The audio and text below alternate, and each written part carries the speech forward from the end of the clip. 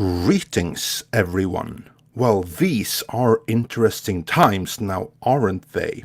Well, here's the thing, though. You all know the name of the virus that's going around right now. We actually can't say it because the platform that we're currently on, that I'm also not going to name, is going to strike down at us hard if we actually say it. So you all know the virus of which we do not speak, from the country of which we also do not speak. That's the topic of today, its effect on Hollywood, society at large, and what we all can do to keep safe, and what's really the risk here. That's what we'll be discussing today. And joining me to discuss all that is a pretty big panel. It's going to get bigger as the evening or day, evening, wherever you are, develops. But to begin with, we also, as always, have Tom. Good afternoon, good evening, good morning, whatever it is where you're at. And Rob. Hello, everybody. Hope everybody's safe and secure.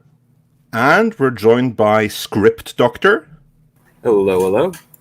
Plus, we've got from the Toxic Femininity podcast, our very own value team member, Geeky Candy.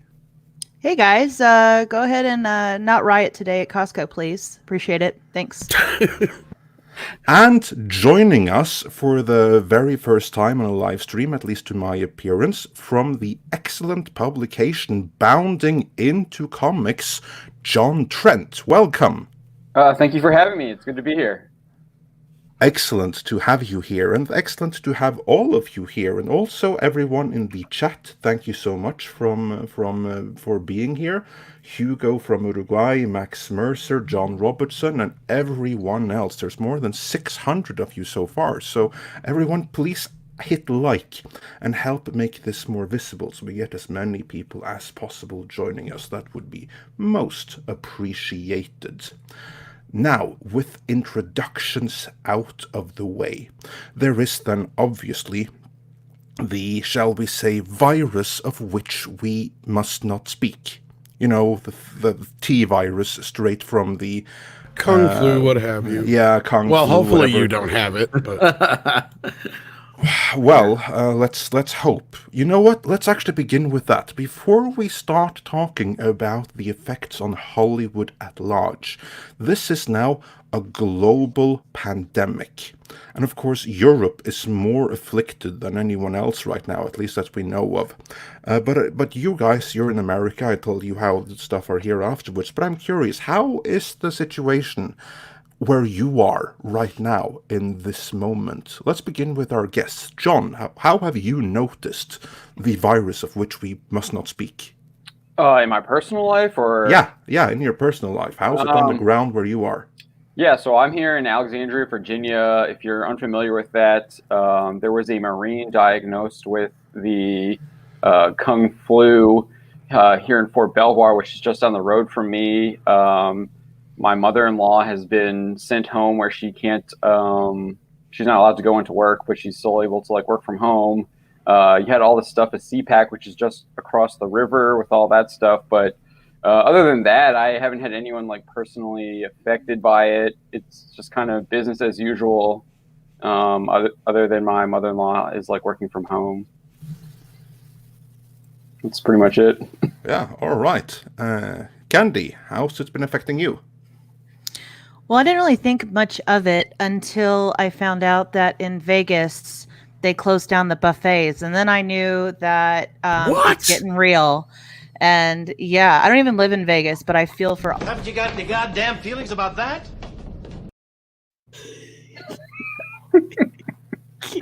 Yeah. Sorry, I'm trying to keep a straight face here. my fault. I knew I was going to do that to her.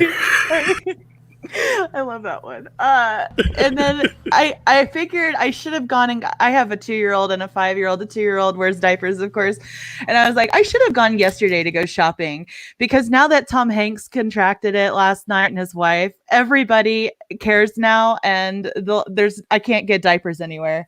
And yeah, so that's my day. My day has been spent like a treasure hunt, finding diapers, wipes, and toilet paper. It's exciting. I feel like I should be on Survivor right now. You'd win. I apologize again, Candy. Yeah, pretty Script much. Doctor, how about you? It's kind of I'm in Canada right now, so there's not really much of a panic going on aside from, I guess, small business owners doing some excessive screening and overly cautious aspects. But otherwise, things are normal. Grocery stores are well stocked. People are just being cautious over here. My sister's a nurse, so she's doing all the prep, and so far everything's good, at least from what I hear from her. So it seems to be far more normal in my region right now than anywhere else, which I'm kind of grateful for. And Tom, how about your location? Well, I guess I'm fortunate in this instance to live in a pretty rural area that where I'm at now, they've had very few people that have tested positive, at least, and it's miles and miles and miles and miles away. So far, there hasn't been a huge panic or rush on anything in the stores. It doesn't seem like yet.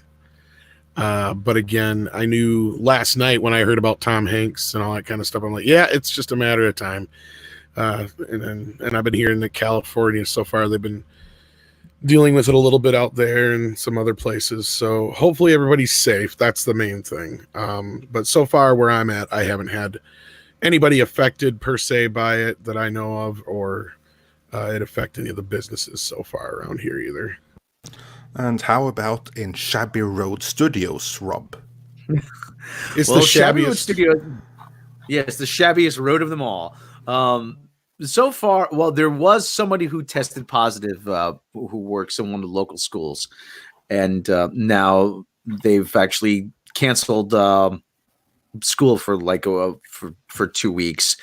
And I went to the supermarket earlier this morning, and the entire toilet paper section was cleared out. And I just looked and I just stared in disbelief, and I looked around at everybody, and I just went, they're going to make more, people. Okay, it's going to be okay. I don't Like I said, this is like the great toilet paper panic of 2020. There was nary a roll in sight, and as far as the eye could see, shelf after shelf was barren. You know, I mean, oh god. Yeah, you're gonna have to start using your the Star Wars novelization books, the recent ones, perhaps. What's a fitting use for those? You could probably buy some. I bet you they have them. You can find Tross copies anywhere. I bet Barnes and Noble, and just use that. Some expensive toilet paper. Oh, You there's gotta do what going to you be like gotta a do in toilet times paper of beer pandemic. baron coming one day. That's all they're good for, though. So Well, I've got to say, though, as someone not currently in the US, you guys, you've got it good. As someone from outside, I just have to say that you may complain about your own level of preparedness and stuff like that, but really, you are the best prepared people on the face of the planet right now, with the possible exception of the dictatorships where they can put the country into lockdown. Because I'm in Europe, and here things aren't all that well. In my location, in my country of Norway, for those who might not be aware, the response has been absolutely atrocious. From the public authorities, it's been a complete and total joke. Absolute debacle. I'm in shock at how bad the response has been. Right up until today, and I'll get back to what happened today. But basically all I've noticed is it's been in the news, and my employer has been aware of the situation. As of yesterday, they instituted new rules that we basically have to work from home because we have to keep like distance from people. There's been like hand sanitizers all over the office, all over society. So there's been increasing awareness over the past week.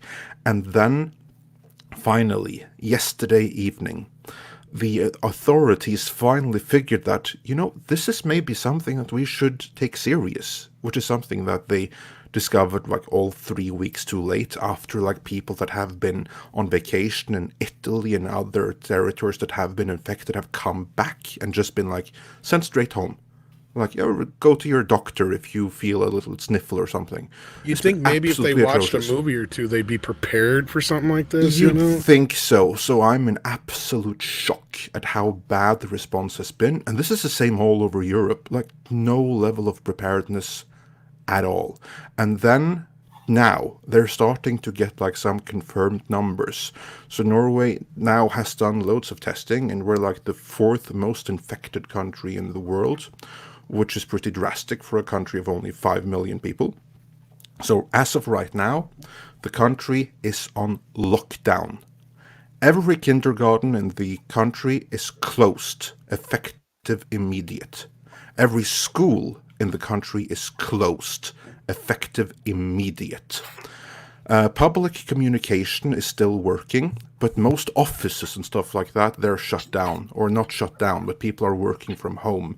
So basically, the entire population has been kind of like advised to self-isolate, self-quarantine as much as possible.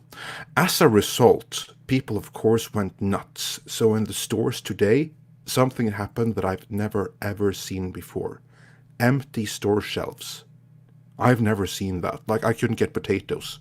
I'm not able to sharing the pictures right here, but if you follow me on Twitter, I posted some pictures there, and I'll put some on Facebook as well, just so you see how it is. And this is supposed to be a developed country, and yeah, it's a joke. So I hope I don't have it, but I don't know for certain. So yeah, it's going to be interesting to see going forward. So yeah, that's the status where I'm at. So looking into the States, I'm kind of jealous because you got it pretty good right now.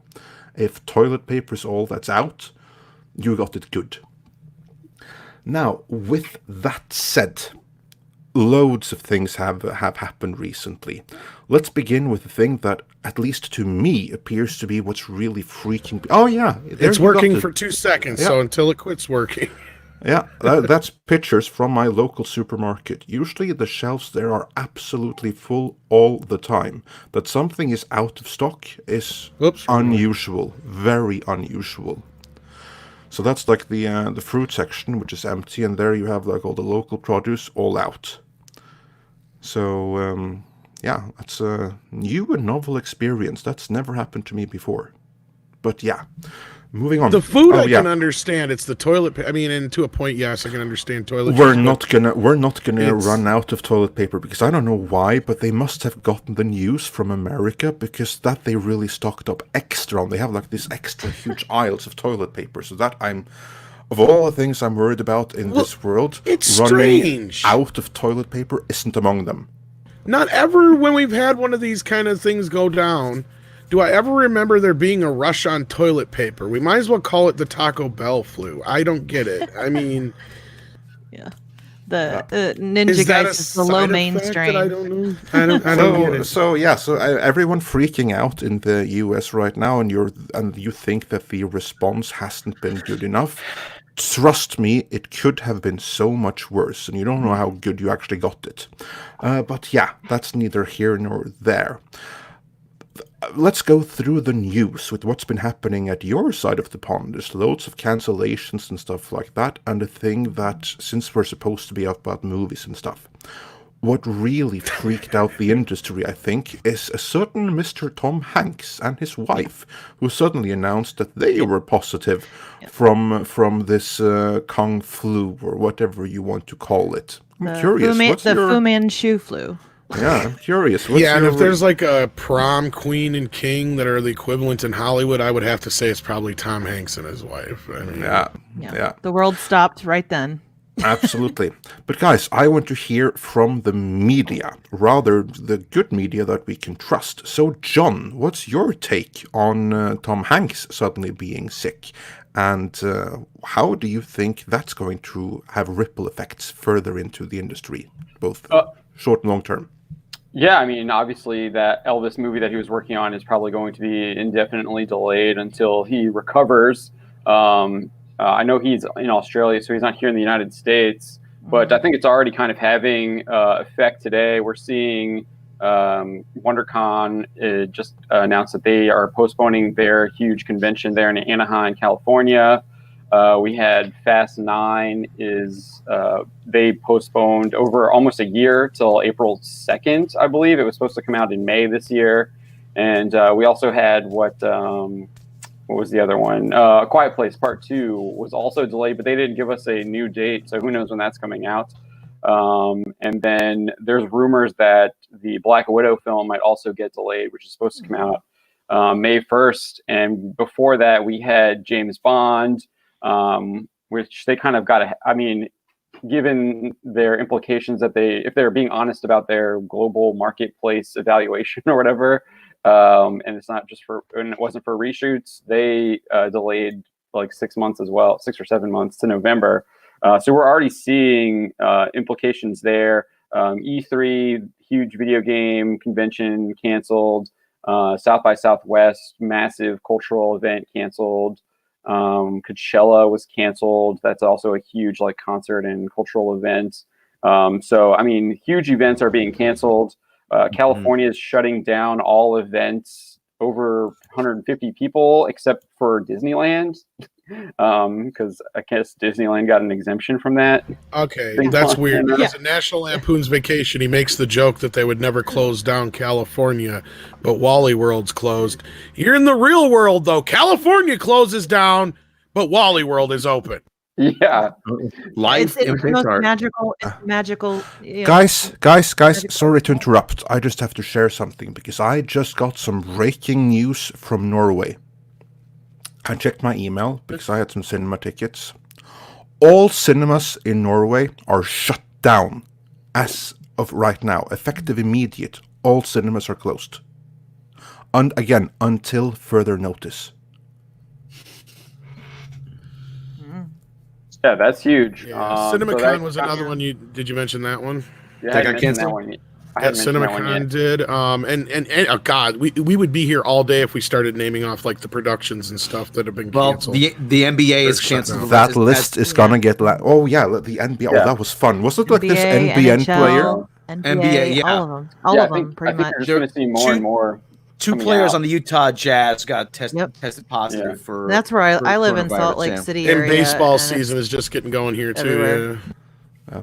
Yeah. I have to ask something. I got like this thing that with NBA wasn't like this guy that was like running around a few days back or something. It's like, hey, infecting everyone with Yeah, coronavirus. Like he was like joking, thinking the whole thing was overblown. And now it turns Yeah. out that he actually had it infected God knows how many people when he was playing around.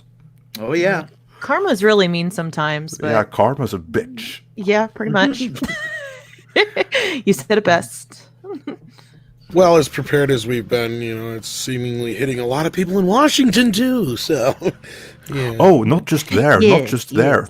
I mean, the entire government of Iran, or like much of the government in Iran, and many government authorities or official persons in multiple governments have got it. There's some rumor even the Pope has it, although they denied that. Well, Netflix and Hulu and the streaming services are going to be, My God, they're going to do so good Wait, right doesn't now. the Pope live in a bubble? yeah, pretty much. pretty much, yeah. He's got that. Oh, we're Pope- all fucked. He's got that Pope mobile too, but Yeah, it's like glass surrounding all that. Yeah. two He goes out people. to the people all the time, though. He's Two- like, what, sir? Two people that the president of the United States came in contact were also tested positive. Right. So, Yeah. Washington's pretty much almost shut down completely too at this point. I think. Yeah, that's what I was Yeah. talking about the CPAC Yeah. thing earlier, which is just Congress across the shut river from down. me. Congress actually came back from its recess, coming back from its recess to deal with the crisis. Oh, I saw, I thought they just shut it down again. They closed down the Hill is like closed. I haven't. Okay, well, maybe you have better information than I do. Well, it was just this morning. I don't know. I mean, does it really matter? Are they really going to do anything anyway? I don't know. What can they do? What I can think they it's do ex- if they come back? I think this Someone exposed. had a great question in the chat. Random Stuff Inc. Just asked, how are island nations affected by this? I have some information on that. That depends on the island nation, and most island nations are very often tourist attractions, meaning that yeah. they have it, and they're pretty small communities. So I know from personal experience, the Canary Islands, they have some people from Italy that came there and brought it with them. So now they got a couple of confirmed cases. So there they all went amok, went straight to the stores, and the stores are now empty. Yeah, the That's, resources are what going I to be heard from scarce there. Hawaii's got it. It's tough to ship things over there. A lot of the times, things they need it. You can't just bring in more beds to the hospitals. It's tough. Australia, big island, but they're dealing with it too. Like you said, bounding in the comics, Tom Hanks got it there and all that. So NCAA just canceled the Division One and the men's Division One and the women's Division One basketball tournament. I was waiting on that. Yeah, You can pretty much figure anything from here on out is going to get canceled. But to get back on kind of like the movie subject of things that we've been talking about, I'm still not so sure and convinced that, MGM like just saw into their crystal ball and saw that this was the best of ideas that far in advance. I'm still hard pressed on that one because now, if they would have done it here in this moment when everybody else is doing it, I would have been like, yep, totally makes sense, but it would have already come out. That's the thing. I agree. Remember what we said about the tweet, Tom, about their statement? There's no mention of the Kung Flu, the global theatrical marketplace. Right. So, it was worded that way so that the media would run with that. Sorry, John, go ahead. Yeah. So I just want to clarify that both Fast 9 and A Quiet Place Part 2 also did not mention Kung Flu either. But if you look at, so we cover anime a lot too. If you look at all of the Japanese anime productions and everything that's going on in Japan that's been canceled, they specifically mention the Kung Flu.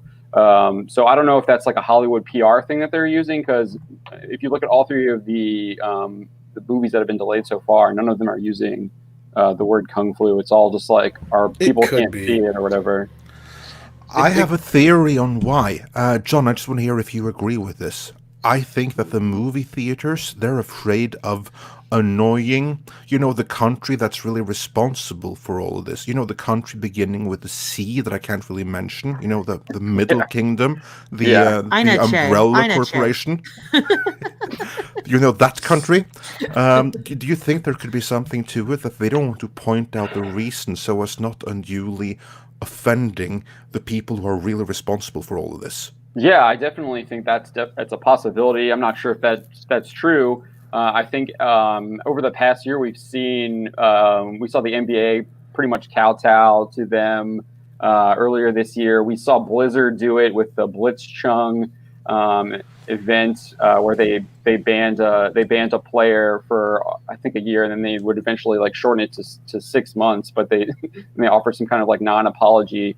So yeah, a lot of these people are definitely bowing to that. I think you're definitely seeing that government exercise their power and control that they have over Hollywood. And if you look at, you guys probably know this a little bit more than I do, but a lot of these Hollywood studios rely on funding and financing from that country.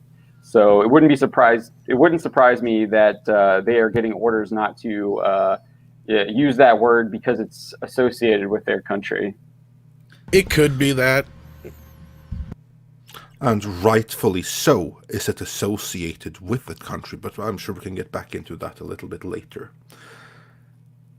So, how many other movies do you think are going to get delayed? Because, as I said, now in Norway, all cinemas are shut down, effective immediate, and oh no, my local spa is shut down. Fuck. Okay, well, never mind. That's not going to bother you anything. Fuck, where am I going to get my sauna right now? But, some of the larger markets follow suit, then I don't think they have a choice. Here's the thing, though. Go ahead. My uncle built his own when he moved into his new house. He goes, "This is my steam bath. Hey, I got a heat lamp out here so I don't get cold when I get out of it." So you can always build your own if you're handy. So my parents actually have one, but I can't go there and risk infecting them because they're at an age where they're like in high risk. So yeah, I'm gonna have to do without for a while, I guess. But anyway, all cinemas in Norway are shut down. And I kind of doubt that Norway is going to be the last country to do that. Of course, the Norwegian contribution to the international box office is kind of negligible at best. But how many other countries do you think is going to follow suit and do the same thing? I mean, I think probably. I mean, I think you're going to probably see most of the world follow suit. Italy's already shutting down. I wouldn't be surprised if you see a lot of those Central European countries follow suit. And you're already saying that in Norway they're doing it as well. So I would not be surprised if it's kind of spirals out of control that way. Oh yeah, I think this is going to be something we're going to see in the next couple of weeks go down. And then again, and not to jump back to the whole Bond thing, but I feel like they jumped the gun in a sense that if it was over this, okay, but that cost them $50 million, and they probably could have made most of their money back by now, and it was a bigger loss, I think, for them to push it. Now, this whole thing where everybody all at once is canceling everything makes more sense because MGM didn't have the money to do that. These other bigger companies do, because that's, and that makes complete sense as to why they pushed Fast 9 out to a year, because here we are only a month or two out from, the summer month beginning. There's summer movies that are in place. Mm-hmm. So they're not going to want to move any of those. Well, and then, everything is going to get kind of pushed and pushed and pushed.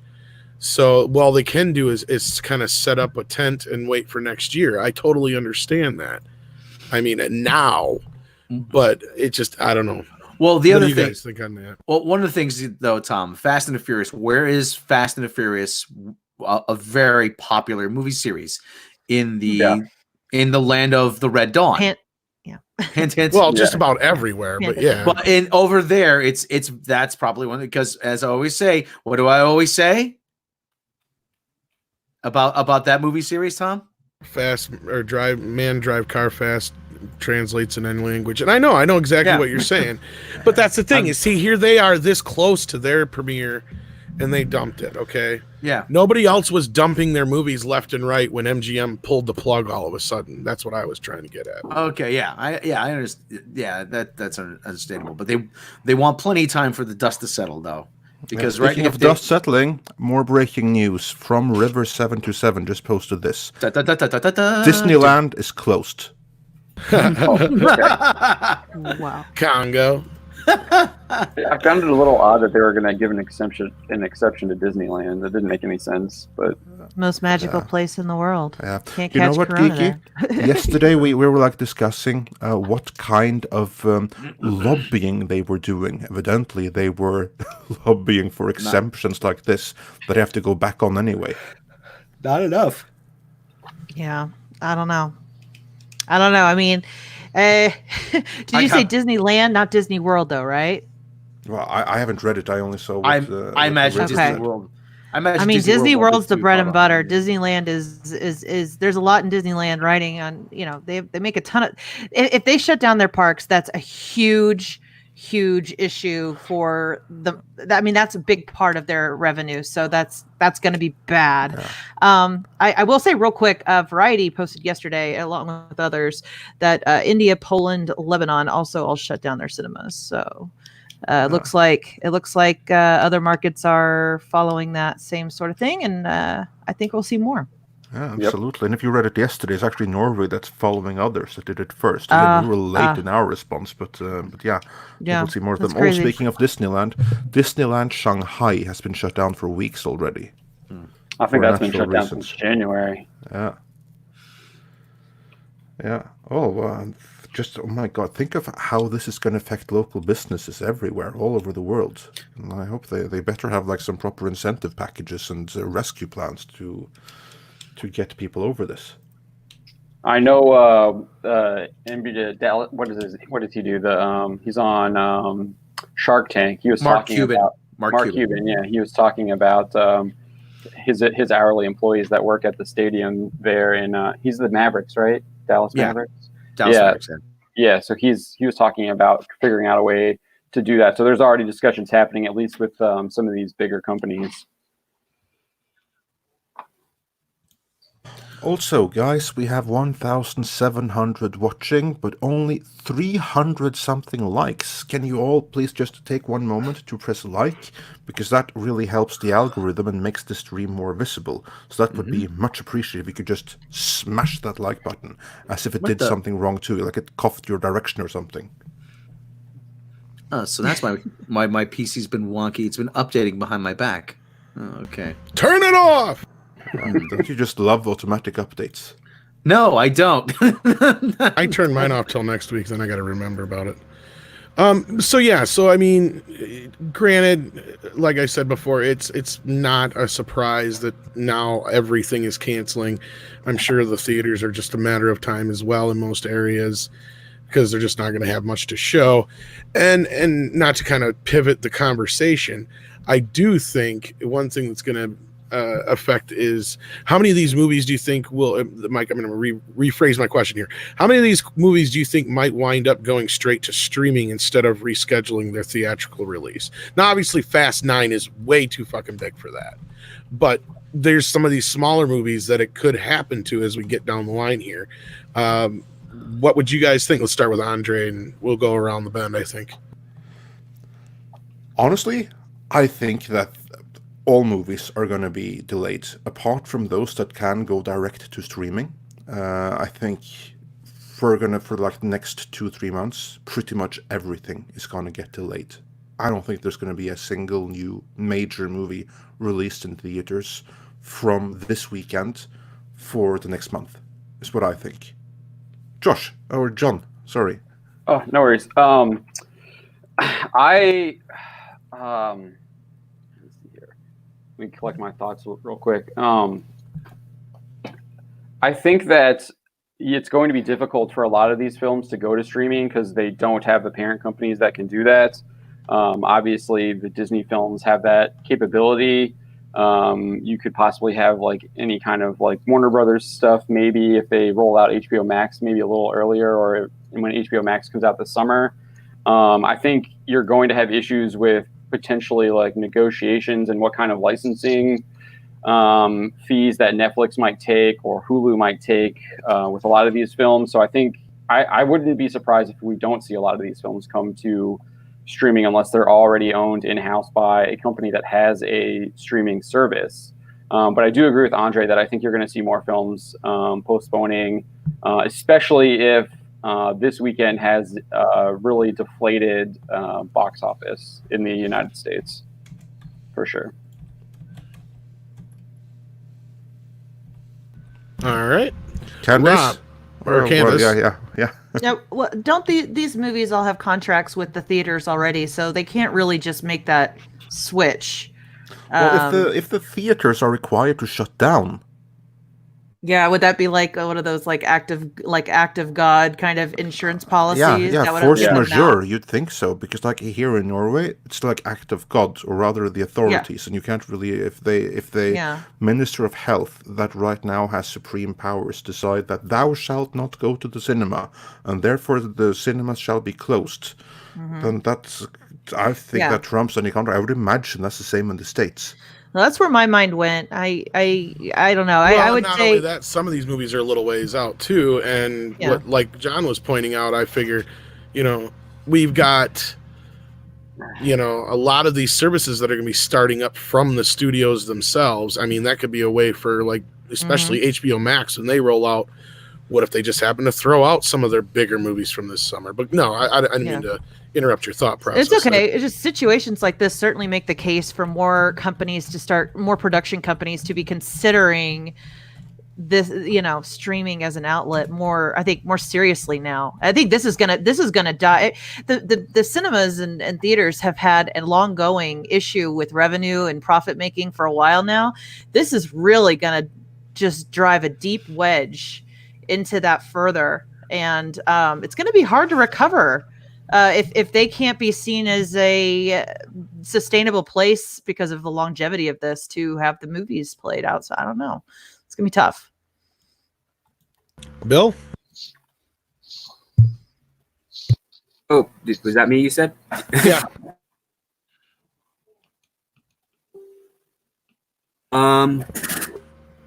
Well, I don't really know. I've got a coworker taping some boxes up behind me. So sorry. Okay, well, we can ask Rob real quick. We'll come back to you. So, Rob, what do you think about that?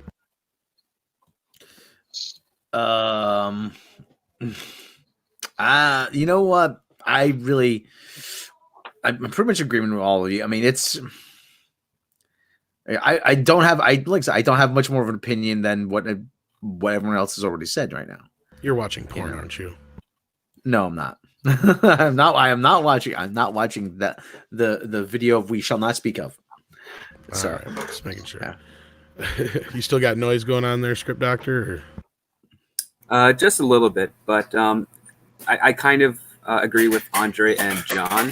I think there's definitely going to be a buffer put in place by a lot of these production companies, and they might be leaning towards streaming, or they might even start enacting a pay-per-view in order to like make up some lost revenue.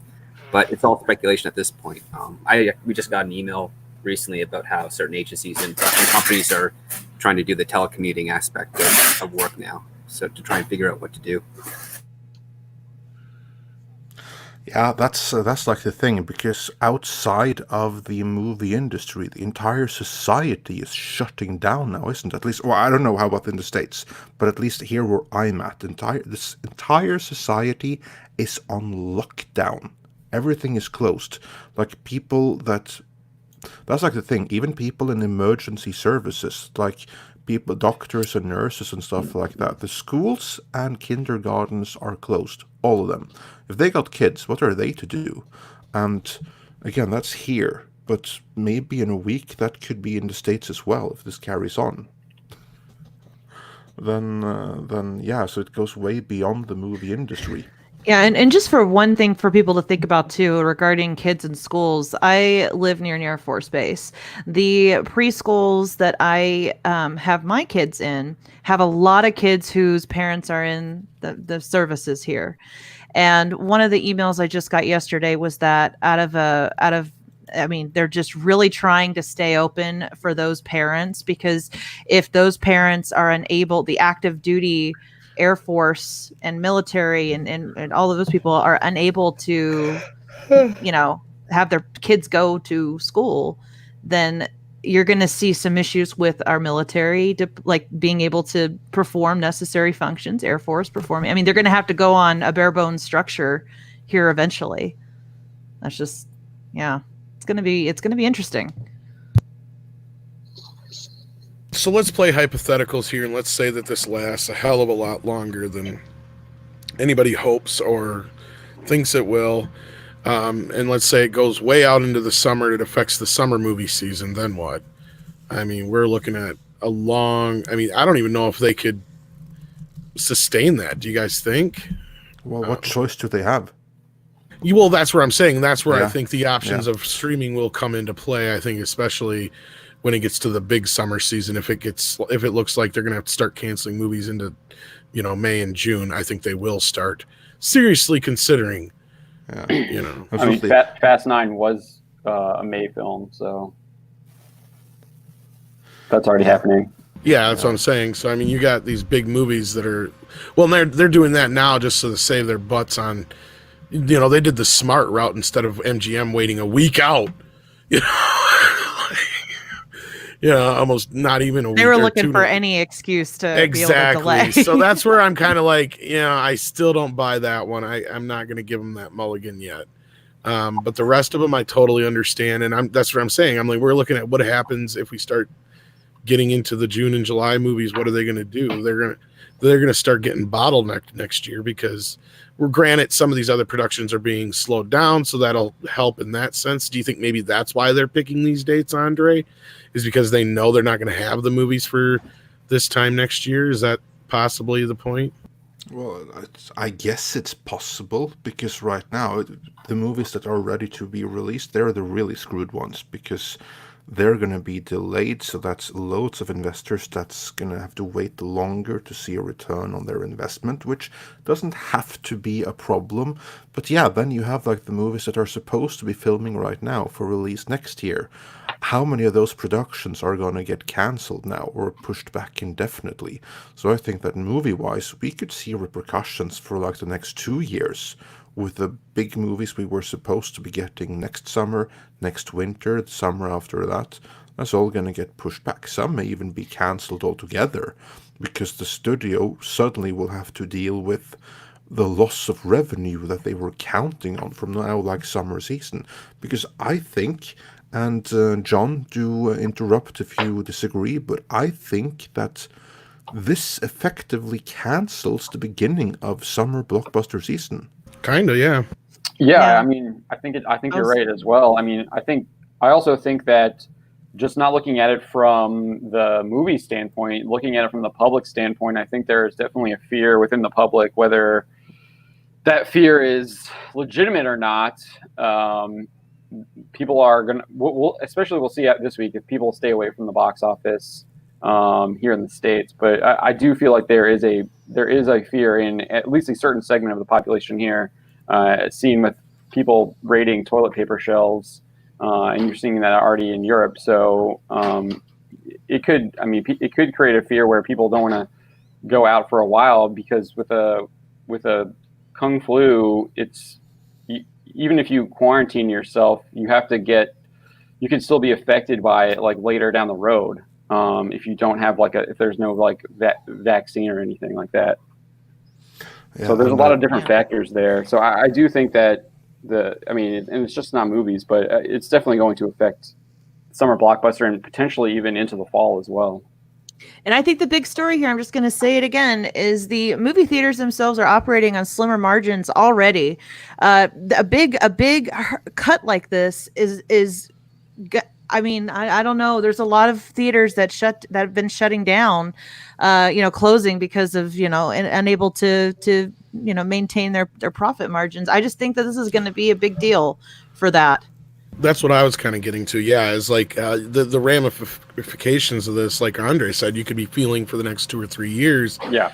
Because like I said, when John was going through all the stuff that's been canceled, it's like we haven't even got to the productions that have been put on hold already. And they started a while ago because, like as Andre said, a lot of them are in other countries and stuff to where they're getting hit. Look at what happened to Tom Hanks. He's out in Australia and it's hit his production pretty hard already. I mean, and that's the thing with these productions. You got a lot of people working together in tight quarters.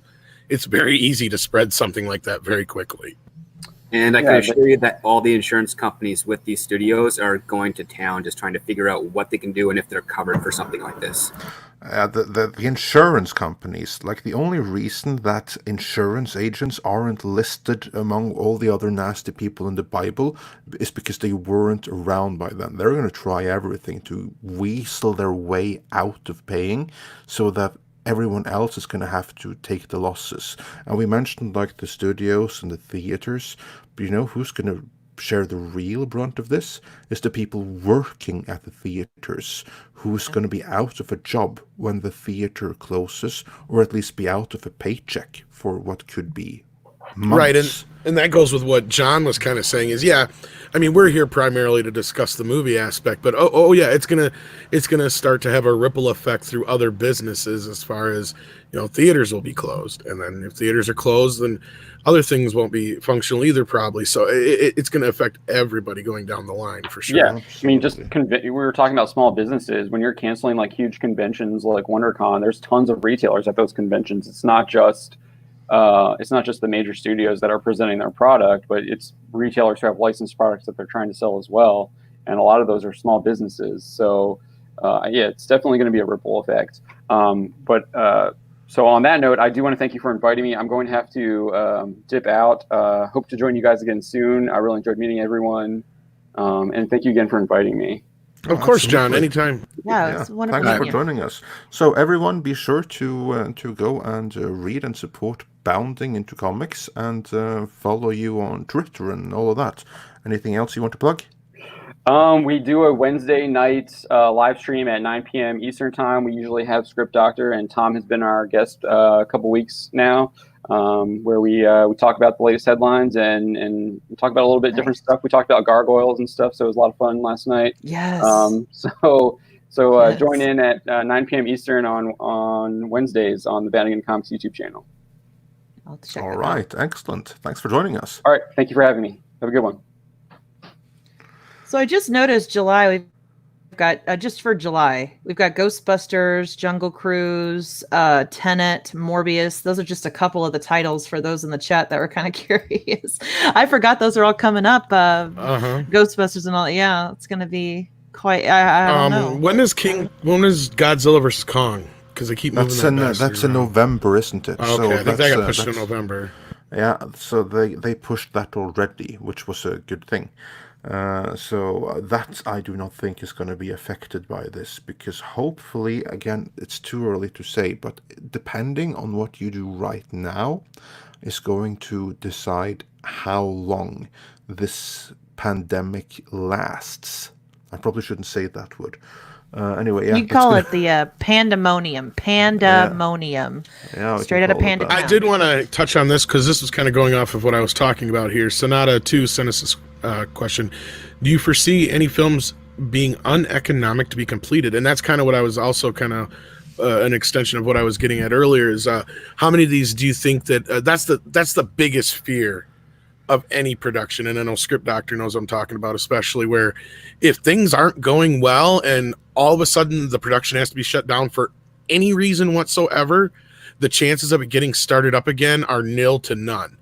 It's a very bad thing for something like this to happen if you're already having a very troubled production. Obi-Wan. Yeah, like they'll have insurance to cover certain issues that'll go maybe, depending on how big the production, like 2 or 3% of the actual time equated. But this could be longer and it could be detrimental to a lot of productions, and it's going to have a ripple effect.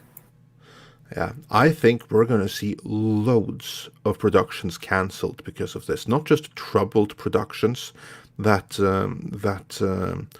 were struggling, like Obi-Wan, but productions that weren't troubled at all. Like you were mentioning the ripple effects. So basically now the companies, they're not going to get their summer box office revenue, at least the early summer. No matter what, the investors aren't going to get their money back to put into other projects.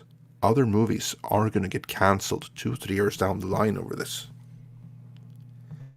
Yeah, this is going to be, if this drags on a lot longer than we hope, then yeah, it could be very, very bad. Did we want to get to some of those super chats yet, Andre? I think we probably should. I know we got quite a few of them piling up here. Yeah, we have some, but we'll deal with them in a couple of minutes. So just carry on. Oh, all right. Well, did anybody else want to comment on what we were just talking about then? You know, it'd be interesting. I saw the mention about Amazon's Lord of the Rings. You know, they just they had a deadline, you know, where they could keep the franchise. It was, I think, up until November of last year, if they were able to start production by then. But they just got rid of all of I believe all the writers like a week ago, and so they're still pretty much starting over, like fresh. It'll be interesting because Amazon's going to have that now. They still snuck it in there just in time to continue having the franchise back. Well, they almost had to for how much money was sunk into this. Yeah, well, yeah, but now it's just going to be interesting to see.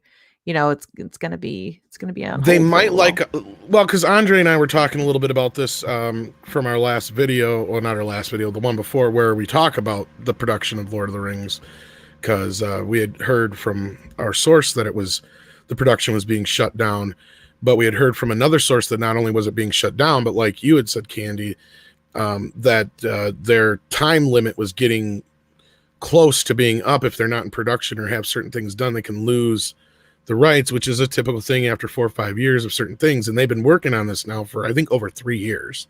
They announced this clear back in 2017 it was. So I don't know how true that is. I don't know how much more you've heard or who you heard what from or whatever, but that was what we had kind of gotten. But again, you know, they had sunk over $500 million, you said, Andre, into this so far? Something like that, yeah. Like they've sunk an obscene amount into this. Because what you got to remember is that those are startup costs which are intended to be amortized over the course of multiple seasons. And if you have all those startup costs, you hire the cast, you build the set, you set up the special effects, everything, and then you don't actually start production, you're not getting those money back again. Exactly. Well, I mean, the thing has to come out for you to profit. exactly. And that, as those of you that have been following our Star Trek coverage, that's been the whole thing with Netflix and Discovery rumors. But basically, Netflix wanted out, and CBS were then rumored to tell them that you can't get out because you agreed to a run of this and this many seasons, and we've already committed costs to that end. And if you don't pay up for the seasons, we're going to hit you with a cancellation fee where we get all those costs back again. And that's going to cost more than, yeah. So do check out our Star Trek coverage for more than that. It was funny because when you were mentioning all the things, they could get pushed back and production's getting canceled, and it was like, oh, so tomorrow Paramount's going to announce there's going to be 3 new Star Trek movies, so they can cancel them. So yeah, exactly. Anybody in the chat in Maryland, looks like all public schools just closed in Maryland. So that happened like 5 or 10 minutes ago. There you go. Yeah, there DC. you go. There you go. Get ready. There you go. Get ready, parents. Let's have the news breaking as we go, so we have it documented for history as we were there when the how do I put it, the Chernobyl from the Middle Kingdom, when that came into full force. When the crap hit the fan, we were there. Exactly. Let's do some super chat, guys, because we've gotten quite a few, so let's get started on them. Stargate 404 was the first one to send us a super chat, sent us $2 saying, you think Mulan will flop due to sick 19? I hope so. You know what? I think so, yeah. I think it will. I think that, for one thing, obviously it's going to get pushed back. And when it opens, it's a movie that romanticizes the country that we cannot name, but that's responsible for all of these things. And I think that many people are going to be quite aware of that. I don't think that that movie is going to be that appealing to as many people as they would have hoped or needed for that to be successful. But that's just my opinion. Yeah. I'd be willing to put $5 on if any movie, the first movie that if we hear about getting pushed from theaters to a streaming service, it'll be that one. It'll be the first. If it happens, the first one we hear about is Disney has decided to push Mulan directly to Disney Plus, and it'll be dropped this summer or something on Disney Plus instead. There's a lot of bad press surrounding this movie. Well, and the weird thing was, and I'm sad John just left because I think he knows what I'm talking about here, but they went from, this movie had originally looked at a $40 to $50 million opening, and then they jumped it up to $80 million all of a sudden out of nowhere. And this was in the midst of all this crap. I'm like, where are they getting these numbers? You're pulling them out of the rear end. That's the goodest place as any. Script Doctor, your thoughts on whether or not Mulan is going to flop upon release, eventual release? Well, as a writer, I'd prefer a movie not to flop based on this type of situation, but rather phone call. I'm not whoever it is. I'm not here. That's what my dad used to say at the bar all the time, and we could hear him in the background too, which was dumb. It's like, we hear you. That was actually funny. I called customer service at a client once because I work in finance in my day job, and I requested help in doing an operation, and I got that help from this customer service, and they screwed up. So a trade that wasn't supposed to go actually went through, and then I called back, basically like saying that you did this. Now what the fuck do we do? And you could and I called back to a colleague of his. It was someone else answering the phone. And you could hear the guy in the background whispering, I'm not here. I've left. I'm not here. That was hilarious. But anyway, that thing aside, Candice, your thoughts on that? Is Mulan going to flop? Well, I mean, it's got already a lot of bad press just regarding the situation in Can I say a city in that place we cannot speak of that is not part of this? I'm sure that you can say a city and in the country of which we Ong- cannot name. Okay, Hong Kong gay. Oh, that one, yeah. Yeah, there's a lot of stuff going on with this movie regarding that, and it's unfortunate. I just think that it's really hard to have a great success of a remade movie, a live action version of a movie anyway. It's going to be tough, but gosh, it just seems like all the things are coming in at once.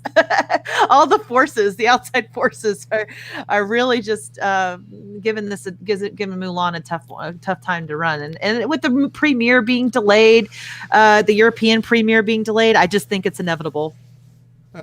I believe it's called Murphy's Law. Yeah, Yeah, exactly. Anyway, we have many more super chats to go through, so let's move on. Second one was from Sister Harrow. Thank you so much. Who sent us $5 Australian. Why has FF9 been pushed back 1 year? 1 year, repeated. I have a theory on that, but first I want to hear what Script Doctor has to say. Okay, then I want to hear what love to. Yeah. Then I want to hear what you guys have to say. Well, rephrase the question in the form of an answer. Are we playing Jeopardy now? No, I was actually talking to one of the mods when he asked the question, so I didn't hear it. No, the question was why has Fast and Furious 9 been pushed back not 3 months, not 6 months, not 9 months, but 1 whole year? Yeah. Oh, yeah, well, as I said before, I really think it has more to do with, like I said, you've got these things lining up where you're going to get a clusterfuck of movies in one area if you don't. And we also, like I said, had the situation, as we pointed out, where a lot of these productions that are going to suffer from this, their movies aren't going to be ready in time by this time next year. So they're going to need those other movies to fill in for them. But one problem you're going to have that I didn't mention, and then I guess to add to this, is how many of these movies are going to get out bootlegged? Yeah. Well, streaming. Put them out on streaming. Well, that's where I was thinking votes, that's the yeah. only kind of option there. But if they don't, I mean, that's the thing. These movies that are done already, they've been through a lot of hands, and the chances of them getting out online are, more and more every day that they're not put out in theaters, because people are going to want to see them. And hey, I got a copy of Fantastic Nine because I worked on the sound department. You know what I mean? And they're already going to have a whole line of these movies already that have these slots already in place 9 months down the line, a year down the line, that have already booked the release dates for the movie theaters. So how are they going to navigate the delays of all of these movies potentially that can be coming up?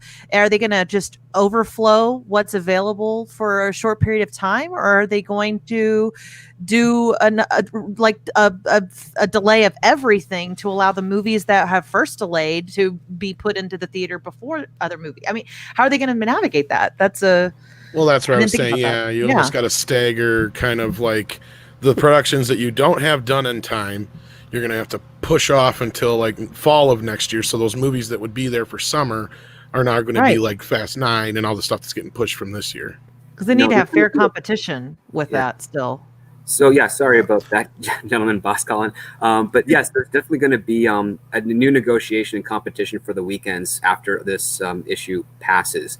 So there's going to be some tug of war and some drama behind the scenes, trying to figure out which weekend is going to go to which movie and how much leeway there's going to be between those movies so that they don't step on each other's box office. Because the last thing they're going to need at that point are the numbers split, because there's only going to be so many dollars to spend, and a lot of people are going to be displaced from work for a short period, so they're not always going to be making income as a result of that. So things are going to get really tight and very complicated pretty soon.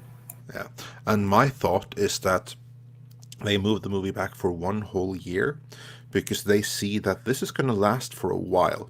And what other release windows are there? November, December? Is things going to be fine by then? How much new competition is it going to be by then? But if they get ahead early and plant their flag next summer, then they have an attractive spot. They've ridded themselves of competition. Win-win for everyone. I think that's the reason. I think that we're going to see other huge movies are going to do the same. Like, for instance, if Mulan doesn't go straight to Disney Plus, I wouldn't be surprised if it shifted to next summer as well. I'm pretty sure other big movies are going to do that as well. And then moving on, Nicholas Horton sent us £5 saying up to 10,000 people here in the UK could be infected with the virus. Honestly, I think it's going to be much more than 10,000 that has it right now, undiagnosed in this moment. Yep. And probably the same everywhere. Like here in Norway, we only have like a couple of, I don't know, by now is probably a few hundred diagnosed cases, but we probably have 10,000 undiagnosed right here or more. Yeah, and the problems are the children and and even babies that are asymptomatic. For whatever reason, this virus is not displaying any of those symptoms in young children and babies. So the grandparents hanging around their kids and stuff, or grandkids, that's a potential issue. Moving forward, thinking about how we shelter ourselves and our elderly, ones we love in this time, because they're obviously the most susceptible. But yeah, there's a ton of people that are asymptomatic, not diagnosed, and it's crazy. And I did just read too, I shared this with you, Andre, before, the airtime was tested for this virus. It's much larger airtime than most. It can live in the air for like 3 to 4 hours or something like that, which is a lot more than normal. And some people can be contagious for up to 37 days.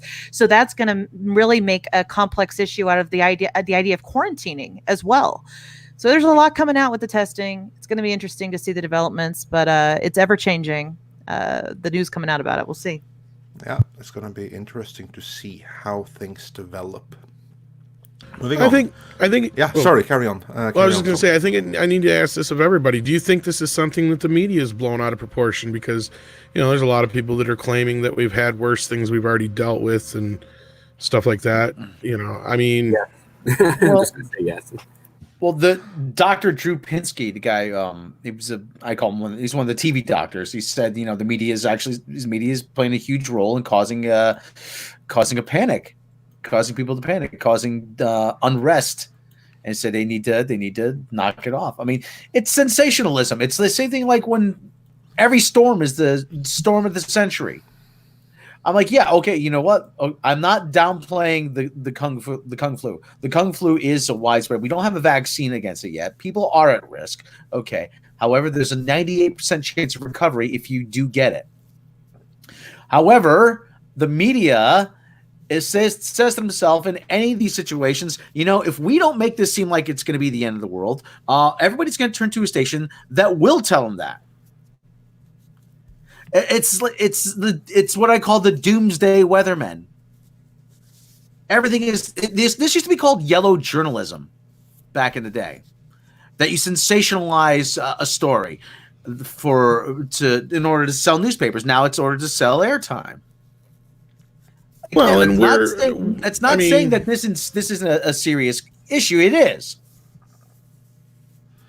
However, there has to be some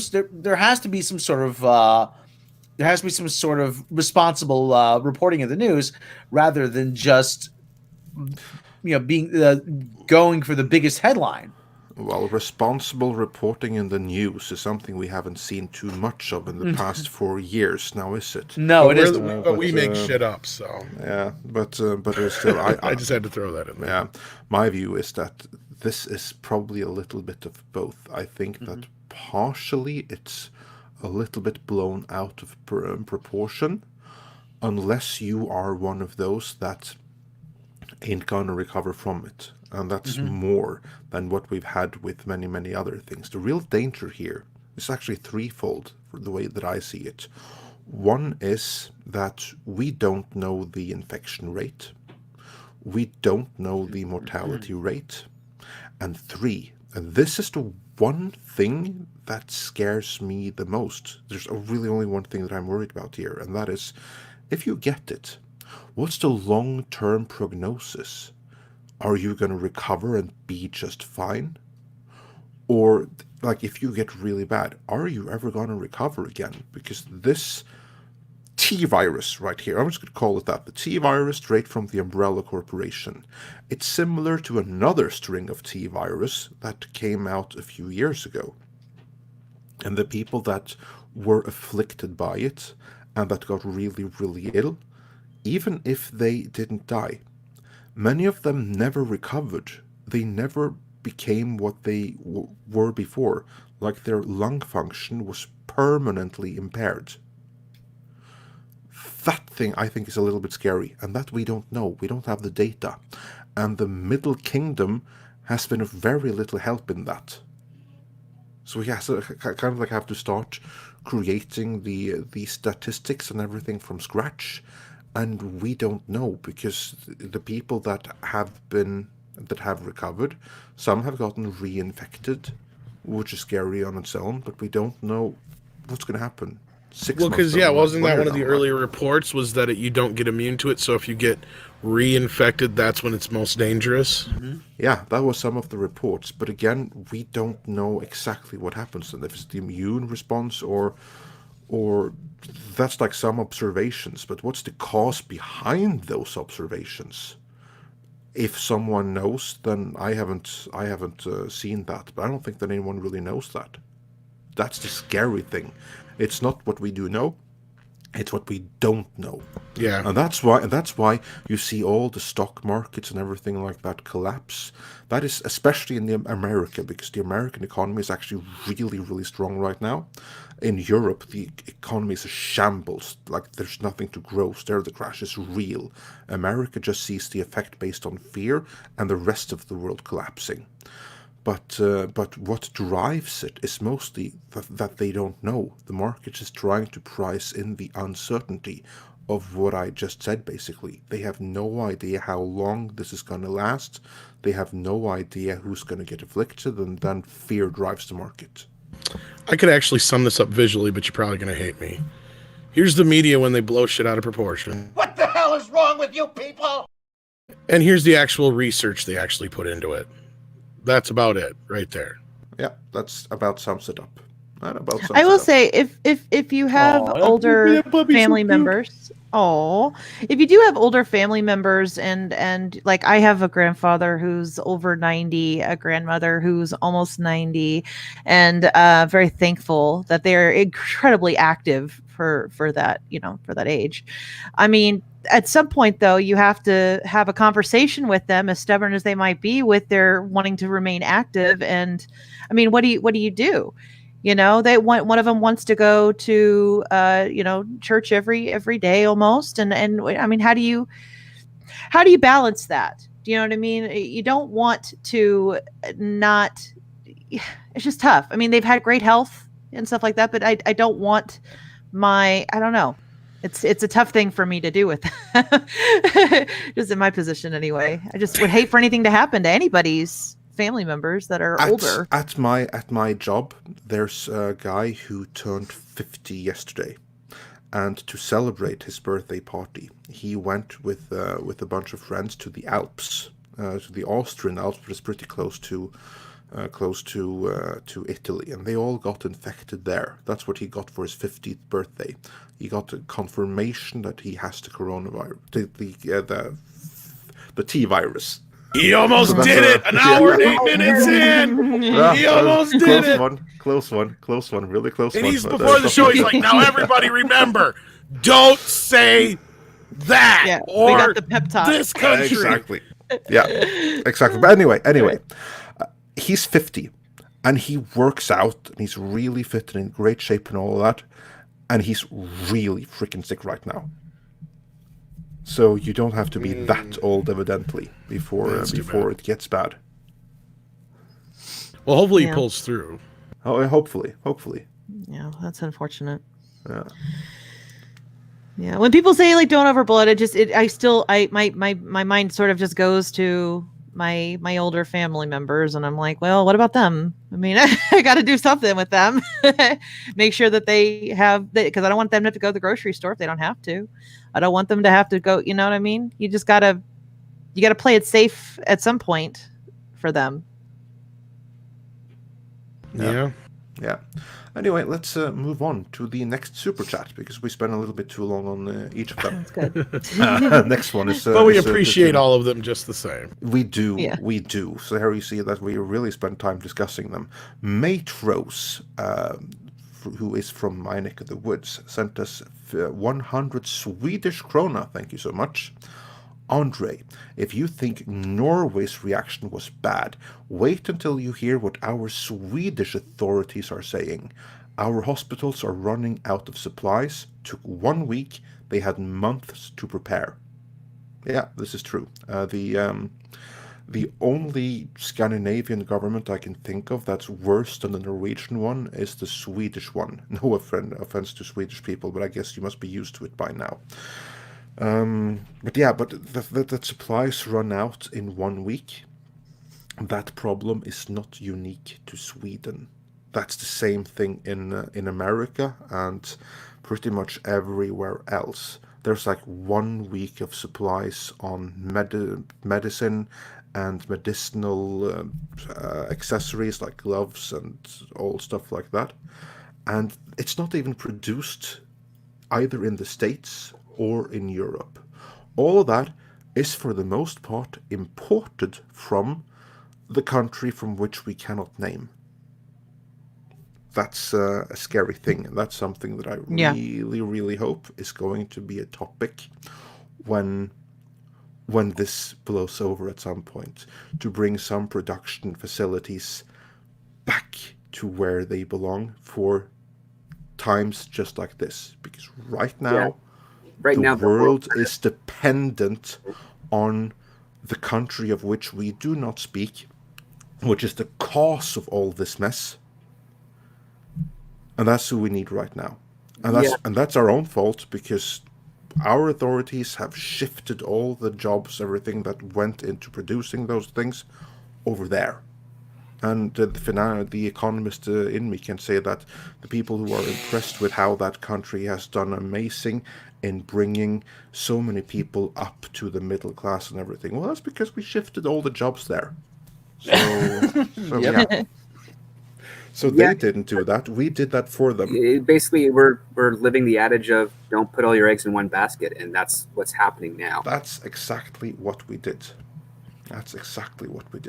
And what we need is a balance between self-sufficiency and proper trade with other nations, just to keep things competitive and yet also be able to mitigate issues when stuff like this happens. Yeah. But anyway, that's neither here nor there. Moving on to the next tweet. Oh, this is a good one. This is someone that listened to our live stream yesterday. Must be. Point of personal privilege. Oh God. You guys want to hear Andre cuss? Just super chat that over and over for him to say. Yeah, and if you want me to slap you, then that's a good way of doing it. Here we go. Open-handed. Out. There you go. Anyway, point of personal privilege. I can't get over that. So just sent us $4.99 saying, with all the run on toilet paper lately, we may have to learn to use the 3 seashells. Yes, absolutely. Everyone get 3 seashells and then report back to Stallone on how to use them. So, and for those that didn't catch that reference, go watch one of the greatest movies Stallone ever did, Demolition Man. Absolutely. Yeah. And then Sev sent us 10 Polish zloty. So thank you so much. Search for supernatural Chuck toilet paper. Yeah, why not? And William Sova sent us $5 saying, well, it looks like crossbows, leather, do-it-yourself clothing, and assless chaps are going to be the it fashion for the summer. Yeah, I Is don't think Norway that- familiar with assless chaps? Do they know? Does Norway know what those are? I can kind of guess, but I'm not gonna. I'd be lying if I said I know. But it sounds like what we call the plumber crack. This is kind of like what it sounds like a little Yeah, bit. kind of. Yeah. Sort of like Rob's like, nah, not quite. You But know, yeah, you're gonna cowboys, have to- right? Yeah. You know, cowboys have these things called chaps, where they're basically like leather on top of their legs, Yeah, strapped around their legs. it's to protect themselves on a cattle drive. Yeah. Yeah, well, without any pants on. Oh, okay. Yeah. Nice. That's a nice image. Thanks for putting that in my mind. That's most appreciated. That's what we do. Thank you Yeah. very much for that. It's all us Americans can do to help our friends in Norway to understand the concept of assless chaps. No wonder David Bowie was afraid of Americans. Sorry about that. Nobody, well. nobody. Good song. Yeah, Come on. I know. Yeah, I'm afraid of Americans. I actually haven't heard that song, but You have it? It's a maybe good I'll song. listen. I think Trent Reznor was on it with him. Oh, Yeah, it was well, one then it must- like then it must one of be the one of the last things he released before he died. Yeah. No, that was old, dude. Oh, That was oh, like oh, yeah. 97, 98. Oh, yeah. okay. All right. Sorry, Also, my bad. If You should Brent know, Reznor was Rob. involved, Yeah. if Reznor was involved, I'm sure it was amazing. So, That's a pretty good yeah, song. Yeah. Even Hurt by Johnny Cash is actually by Trent Reznor. Yes, well, of course, but yeah. But anyway, next super chat. Next super chat from Casey Osovsky, who sent us $5 saying, "Here's a little cash to help get supplies if you guys need them." Oh, thanks so much. We really appreciate that. And someone else we appreciate is our very own Moderator Supreme, Ryan, who sent us $10 saying, "Here's to my peeps. Tips my 10-gallon. Thank you so much." And then Upox also sent us 10 Polish zloty, saying, "Cinemas in Poland are closed too from today." Yeah, the virus is spreading, and so is the treatment, evidently. And Joseph Bienkiewicz, sorry if I mauled your name, but that's what it looks like, to me, sent us $4.99 saying, "ABC7 reports Disneyland and California Adventure closing." Yeah, we mentioned that before. So then it's Disneyland, and so far not Disney World, although I would Not bet that yet. Disney World is not far behind. Yeah, speaking of closings, somebody said something earlier about the writers' strike was called off. Is that true, Script Doctor? I haven't heard anything of that yet. I've been keeping a close eye onto my email and Twitter to follow that because I'm very curious to see if they did come to an actual agreement or not, unless they're just pushing it back because of this issue. That's what I was thinking, but Yeah, I don't know yet, so I'll keep an eye on it and let you guys know if I hear anything. Interesting. I feel And like then- the radio station when snowing in the morning and you're waiting to hear if your school got canceled. Yeah. Oh man, those were the days. I'll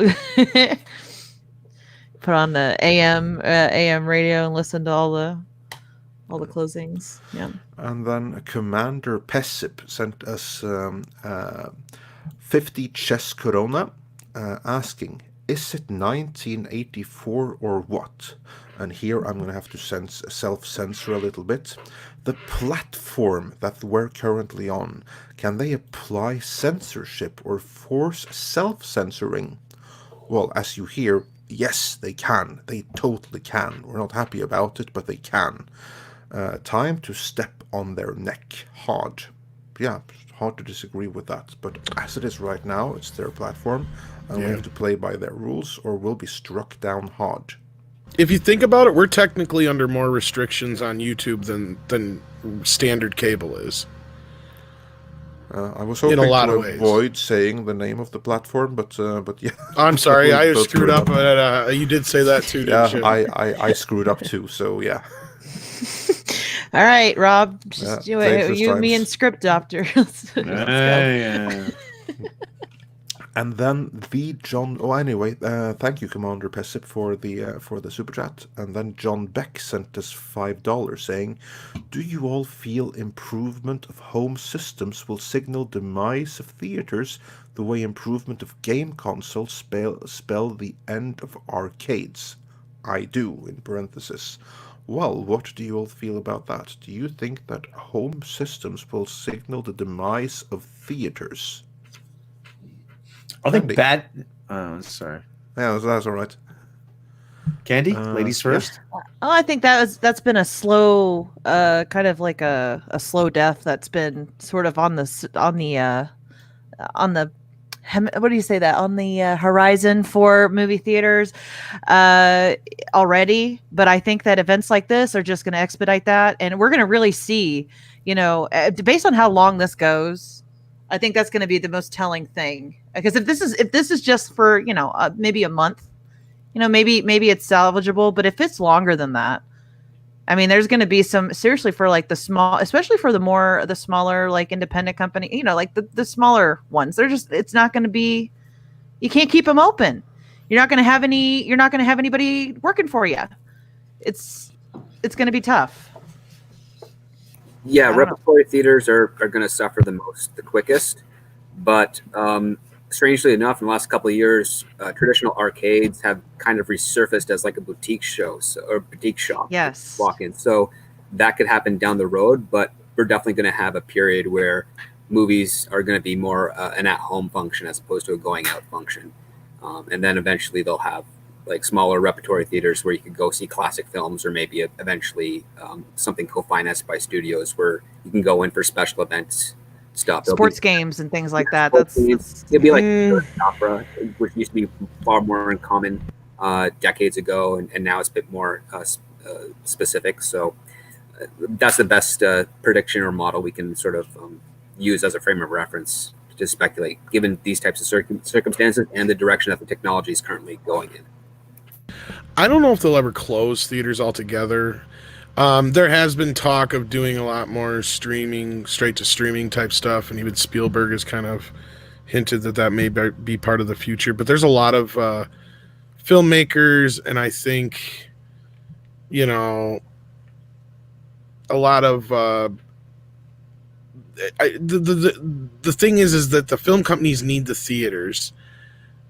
And I don't know if they can substitute the revenue enough with home streaming, because there's, you can get 10 of your friends and pay $20 to watch a movie at home, as opposed to each person paying $20 almost to go see it in the theater. There's a big loss of revenue there. And it also kind of takes away some of the event of some of these movies, like especially like the Marvel movies, for instance, or, what Star Wars used to be and things like that, to where I wonder if we'll just start to see, and it's already kind of getting to that, where you're starting to see like the bigger movies. Yeah, they'll go to the theaters, but look at what happened with Martin Scorsese's last movie, and he's already thinking about doing that with his next one. Did I ever think I'd live in a world where Martin Scorsese wasn't putting his movies out in theaters? No. Oh, and lest we forget, it's not just Martin Scorsese. There's another big movie that we have been covering quite extensively. That's moving straight from the big screen to the small screen, straight to Netflix. Tom, you want to share which one that is? He-Man, of course. Oh, yeah. And then you also have Beverly Hills Cop 4 and a few other larger productions that have, that are kind of go. I think we'll see more of it, but the He-Man one surprises me most of all, but then again, it doesn't. But it all depends on how that went down behind the scenes, and we don't know all the ins and outs. But with Tom Rothman involved, there's always, if Sony's in any way involved still, I don't think they are they? Oh, they are still involved. Well, then in that case, it's probably Tom Rothman's choice. He's the one that made the call of contacting Netflix because he wanted to reduce his own risk. Exactly. And probably a good thing, because I think that the way things are right now, if he hadn't done that, He-Man is a movie that I think would be dead in the water right now. That would have been a casualty of this condition of which we do not speak. Oh yeah. Had it not been for Netflix and them swooping in and paying Sony off so that they get like a co-producing credit, and they probably like pay like 10% of the budget or something like that, but mostly it's Netflix show right now, and it's going to go straight to Netflix, and I think we'll see more and more of that. And this, I don't think that like the theater experience is ever going to disappear, but this certainly will not strengthen it. No, but again, like I said, the problem is you have that revenue stream that they need badly. Yeah, they do. They do. Especially with like the DVD and Blu-ray sales all tanking, because like 15 years ago, any studio could rely on DVD and Blu-ray sales to end them out, to bail them out for their mistakes in the box office. But that time is way behind us, and they earn nothing on streaming compared to what they did of sales of physical media. Yeah, back in the day, the theatrical experience was technically the commercial for those audience members to buy it on home video or DVD or Blu-ray. And now with the streaming wars kind of in full effect, it's changing the whole game, and everybody's trying to figure out what's going to be the next thing that will supplement that income. Yeah. Yeah, because it sure as hell ain't Blu-ray and DVD. They're Unfortunately, no. And I do feel that's unfortunate, because when they go, you no longer own the movie. Everything that you have on Netflix, Amazon, HBO, you just rent. It's there at their leisure, not yours. But yeah, let's move on from that. I think that we developed the possible demise of theaters quite well there. And then next, Wesley Semple sent us $2 Canadian saying, near Toronto, schools closing for 2 weeks. Wow. I would not be surprised if those 2 weeks get extended, because like, at least here in my neck of the woods, they said closed indefinitely. So we don't know. They didn't give like a time frame for how long, at least until Easter, and then we'll see. But it could be much longer than that if that. And they've just been going through a teacher strike in that area too. So kids have been out of school for off and on for a while this year. It's going to really have some ramifications on how the curriculum is going to be going and how people are going to be making that up. Yeah, I hope they studied well on their own. Otherwise, it's going to be quite a lot of setback there. No, our provincial premier is not the brightest tool in the light in the sky, so to speak. He's been making some issues that have been causing all these situations, and our children are suffering for it. That sounds quite familiar. We have some politicians running education here quite like that too. So yeah, I'm not going to judge. I was going to say, before we get too political. Yeah. Moving on. Drive-by commenter sent us $2 saying, "Welp, Doom Eternal will certainly make money." That's the new Doom game, ain't it? I have no clue. I'm not a gamer. Well, I'm not really either. Drive, so, yeah. but I am, but I don't play that one, so I don't know enough about that. Yeah, well, I'm sure it will, because that's something that you can play in the privacy of your own home. So if you can download it, so you don't have to go to the store to buy it. Oh, then it's going to make shitloads. So yeah, great timing for release right about now. Yeah, all forms of home entertainment are going to be, I think, going to be very important. Are going to be soaring. So Wow. if you want to buy some stock in Netflix right about now, I think that would be a good time. Yeah. Yeah.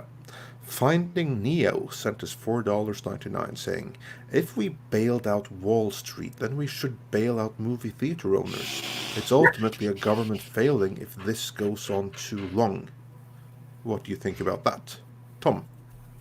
Well, we did kind of bring up the whole insurance bit before, and movies are no exception. They have tons and tons of insurance policies on their actors and the movie itself, the production that is, and other factors. I'm sure there may be some films that'll just cancel just so they can cash in on the insurance if there's a way for them to do it. Yeah, if there's a way, they'll find it. Yeah, I was gonna say. I mean, because I had this conversation with Gary at Nerdrotic, where we've come to the conclusion that we figure the only way they didn't lose more than they claim they lost on Solo for Disney is they probably cashed in some insurance policies. That's probably probably. Now I'm saying this probably. This is just my, what we kind of surmised, and there's nothing to really base this on outside of they let Lord and Miller go on for over 80 days filming. So there was possibly another reason behind that besides just letting the chaos go on. There may have been like a stipulation in their insurance policy or something to where if they had to change directors, it'd have to be after so many days for it to kick in or something. So you never know. I don't know if Andre wants to comment on any of that either. Or not, he's on mute. Or Script Doctor, anybody, Candy, or anybody else who might have some insight. I was in agreement on that. Yeah, I would be in agreement. I wish Robert Meyer Burnett was here because he has more actual production experience than I do. Because I'm always pre-production and crazy in the moment stuff. But he might have some good insight on that. We'll have to pick his brain on that another time.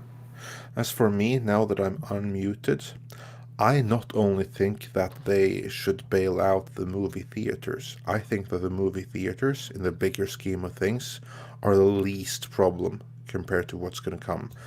For all the businesses, all the people that are not going to get paid all of that. And I absolutely think that the governments everywhere need to bail out their own population, not from the goodness of their hearts, but to prevent the ripple effects and to save the economy. Because the ripple effects here are what's really dangerous. Ignore the movie bit for part. This is going to take down the entire economy. This can be worse than the finance crisis of 2008. This carries on, we can be right back to the depression of the 30s from this thing here.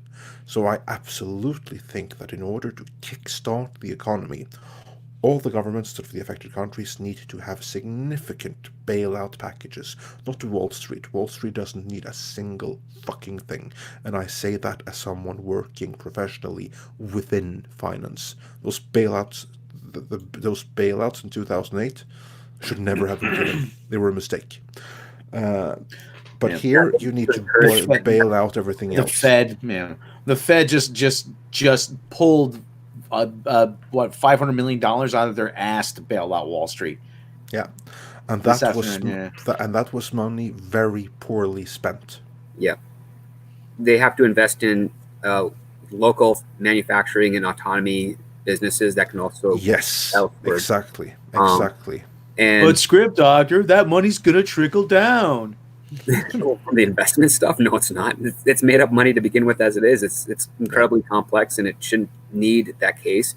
Hollywood's in the same type of boat where they technically don't really need a bailout assistance, nor should I think they get one, even though I do work there on occasion, because they're in the entertainment business. People are always going to need entertainment, and so long as facilities and means are available to convey that entertainment for an exchange of money, they will have it.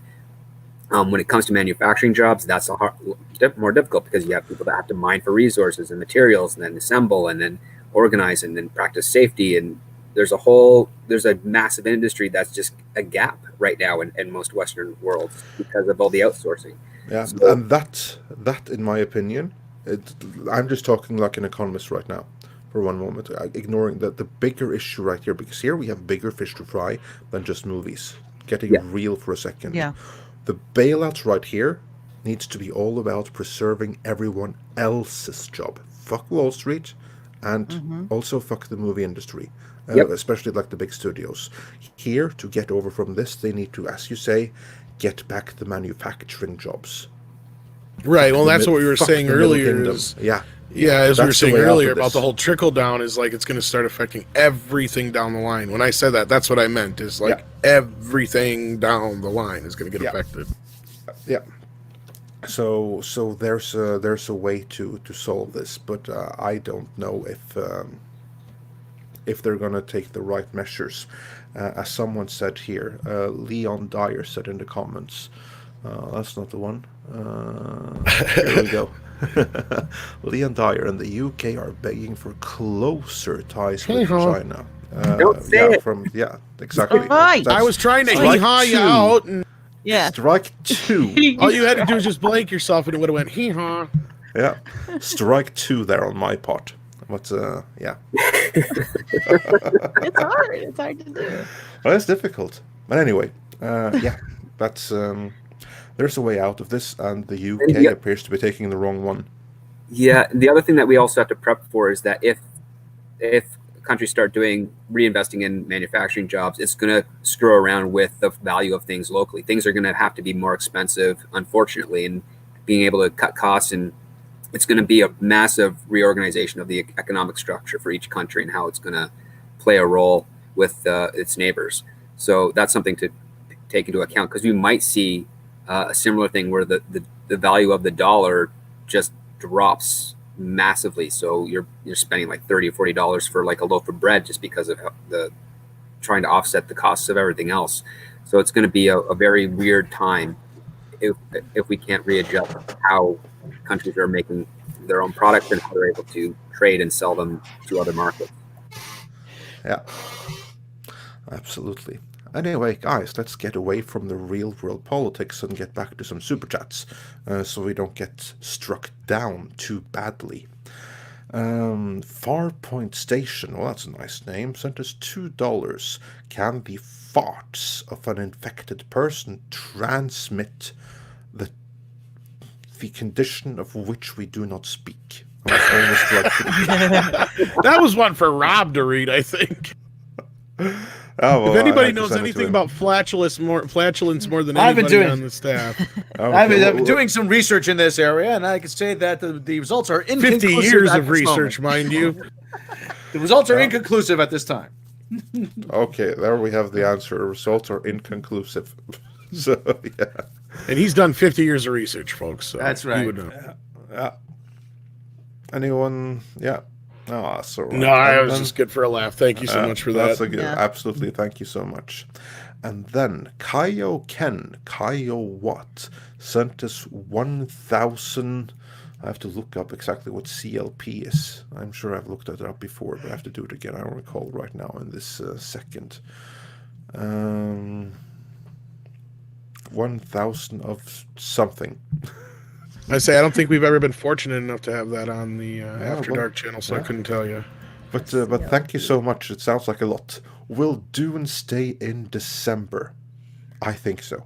I don't think that Dune is going to move. That's so far into the future that Dune, I think, is going to stay exactly where it is. But that's my opinion. What do I know? No one knows at this point. CLP is a Chilean peso. The more you know. Yeah, I knew I've seen that before. Chilean pesos. Muchas gracias. Yeah. I'd go for a Chilean peso right now. Just a little- Yeah. put a- Sounds really good right now. A little bit of Yeah. queso on top. Chilean queso or Chile queso. Chilean peso with some queso. Yes, please. Yeah. So, guys, do you think that Dune, that has a December release, I think it's around Christmas Eve, do you think that is going to stay put? I think it will, but maybe I'm wrong. Just depends what they do with the rest of the movies too. Because are the ones that have already have those slots in place, are they not going to? They're for sure. I mean, that's what I'm curious about. How are they going to do that? I wonder what happened to our script doctor. I think he had to leave. I don't think that anything is going to threaten the Dune's release date. Nope, so he's back. I believe that's going to stay exactly. Just in time then, Script Doctor. Do you think that Dune is going to get pushed back? I suspect it might, just a little. It all depends what happens over the next couple of weeks. But so far, I would not bet against it being on its current release schedule. I would say it's going to be pushed back. Interesting. Well, we shall see. I certainly hope it won't be, because if it is pushed back, my God, the effect this is going to have on the economy. Yeah, I think it'll all have. Well, of course, it'll all have to do with whether or not we're still dealing with this several months from now. But again, fingers crossed. This is much to do about nothing in the end, and in a couple of weeks everything's back to business as normal. Not just for movies, but just everybody in general. Because like guys were just talking about and pointing out, this is going to affect everybody eventually. So. Oh yeah, absolutely. So we'll see how quickly. Because the good news, though, is that they're getting control over this right now in the place that gifted us with this to begin with. But again, that place is kind of a dictatorship, and they have increased ability to put the country on lockdown, abilities that we don't quite have here. So we'll see how long this lasts. Personally, I hope that this is all going to be resolved by summer, is my hope. But if it isn't, then all bets are off. And then Sontar sent us $2 saying, flu had killed 250,000 so far. Wufu is nothing. Well, it is to those that are affected by it. Yeah. The thing is, we don't have a vaccine against it. That's the thing. And we also don't know how many are going to kick the bucket over it in the end, because we don't know the infection rate, we don't know the mortality rate, and we don't know the long-term prognosis. Most people are going to be fine, but for those that get really ill, again, what's the long-term prognosis?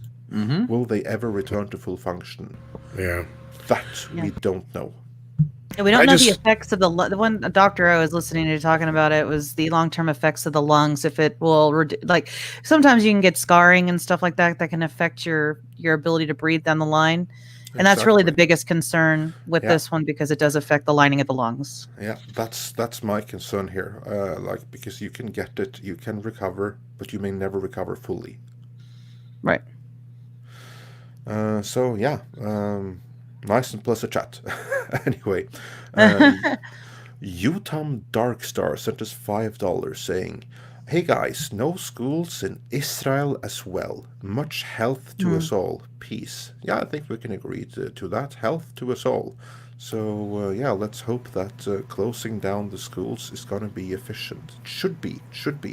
Because as we spoke about earlier, schools and kindergartens, both of which are completely shut down in Norway and many other places around Europe, are like the breeding grounds for all kinds of bacteria. And again, this is insidious because the children are carriers, even if they don't get sick themselves, infect the rest of their families. Kids don't wash their hands. Yeah. Nope. And they put their hands in their mouth all day, every day. Yeah, and they put toys in their mouth, and then they pass it on to someone else to do the same without washing the thing in between. So yeah, brilliant. Yeah, kids and porn stars need to be watched. And washed. And washed, please. Absolutely. Rob's like, where do I volunteer to watch the porn stars now? I'll tell you, that's an industry that's probably going to have a little spike over the next few weeks, too. Oh, yeah. You're going to have a lot of C virus babies. A lot of babies born in about 9 months here. Oh, yeah. We're going to have another baby boom. Another baby boom. That's what I called it the other night. Yeah. Yeah. And then Nefarious Technology sent us $5 saying, "It's also been accused of pets and animals contracting and transmitting it. Yep. Media is making a mockery of it all. This used to be illegal journalism." Yeah, I don't know how much the media over there is telling you, but the animal involvement is definite, just like all of the other gifts of a similar vein that we have gotten from the country that we cannot name. Yeah. Over the last couple of years, it comes from the exact same places where you have 1 million people, more than 1 million people, billion. And 1 billion people, and not all of them are in these areas where they have like these live animal markets and everything. But anyway, that is where all of this comes from. That's their gift to the world. Mm-hmm. So yeah, I don't know how much. Every 18 months to 2.5 years. Yeah. Yeah. Thank them for the chop suey fluey. Yeah. Sorry, I'm just kidding. Everyone. Everyone say thank you, Middle Kingdom, for the gifts you keep on bestowing to us. Yeah. Yeah. Beautiful. Absolutely. And then Fluffy Panda, oh, that's so cute, sent us $2. "Never seen a media so happy that people are dying, TDS." Oh yeah, they're so happy about this. They're so happy. It's frightening, actually, because it just reminds me that there's the difference between the media and what we used to call the free press, which was designed to give you information and try to keep you calm and informed and take measures. But this one here seems to be sort of exploiting more than trying to help mitigate the situation. Absolutely, yeah. Moving on, I just have to get back to where we were. Yes, here we. Did I miss one? Did I mention Dolly Fied, who sent us $2 saying Disneyland is closing due to the outbreak? I think I said that one. I'm not sure if you did or not. No, I Okay, think well, we used a different anyway, one. if we did, then thank you so much. And Because I think that was a later one. Yeah. Yeah. But Drakel S6 sent us a similar one, saying sending us $2. So thanks so much for that. Saying Disney parks and resorts close in California. So yeah, we mentioned that, and we got it mentioned out here while we were live. So that's not too surprising, and I just wonder when they're going to close down Florida. Yeah. In Yeah. California. Yeah. And so we mentioned Nefarious Technology and Fluffy Panda. And Are you that's- getting the stickers? Because we did get one from Scaris for $19.99. I am not getting the stickers. That's what I was wondering. Okay, I did at least grab that one. He sent a pair character looking at himself in the mirror saying, "Thanks for being you," with hearts popping out of his eyes. So, Oh, yeah, I noticed now YouTube is not showing us stickers in their own thing now, too, which is kind of strange. Okay, yeah, well, thank you, platform that we're on that also should not be named. Yeah, I forgot. My so bad. helpful. Yeah, well, that's know, We two can't talk strikes about for each of us. Yeah. Same matters. Times Yeah. two. you guys. Yeah, We got to work on guys. putting Brie Larson's face on that. Yeah, I've been you're trying Oh, to get to it, but I please. keep forgetting. You got to get like two Beautiful. images of it. One where she's staring forward, and the other one where she's like reacting to the slap. Careful, we're going to set the Brie bots off. If this can bring it up. Hey, why you guys Midnight Edge guys so mean to me? I Hop kind of in my miss them. Nissan. Yeah. You know, I actually got emails from those people asking me to cut it out. Asking me to The cut Brie out bots? talking about Oh, it. Yeah, God. Let me answer that question. No. I gave a little bit longer and more polite and informed reply, but that was still the answer. We're gonna do it more. People. The other industry too, just to mention this, YouTube and YouTube creators. This is your time. Yeah, that was This is two our time. strikes. That Now was two strikes on Candy. What? It's this What? platform and this platform creators. Because we're not supposed to Oh, say you YouTube. can't say. Oh, And I just did didn't- it third That was time. not in the pep talk. That was not in the pep It talk. was, I did but not think hear you that. missed it. That's Oh, all right. gosh. We've all been Okay. giving it the minimum effort. So we get a puppy. Oh, I'm so sorry. Just like that. Oh, he's so Man, good I caught up quick. He's like, why are you making me do this? I'm so sorry. I was just gonna say that there's gonna be maybe one thing too, just a lot of increased viewership just because of that as well. So it's gonna be interesting to see how that plays over here too. Oh yeah, well. Gosh, I can say that. Sorry, God, I feel bad now. That's quite all right. I begin. We're all guilty here. That was like the third set of two strikes. So We don't worry did the about it. trifecta. All of us got one of those words in. There you go. Absolutely. Anyway, moving on from the self-censorship that regrettably is necessary on this particular platform. Moving on from that. The next, Stephen Klein sent us $1.99 saying, Season 2, Picard Starfleet, blame for the virus of which we cannot name. Well, you know what?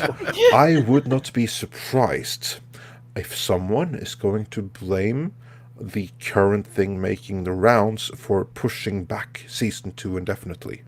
Well, speaking of the current season, though, hopefully you'll catch up by tomorrow so we can talk a little bit about that. Because, oh my God, has it gone off the rails?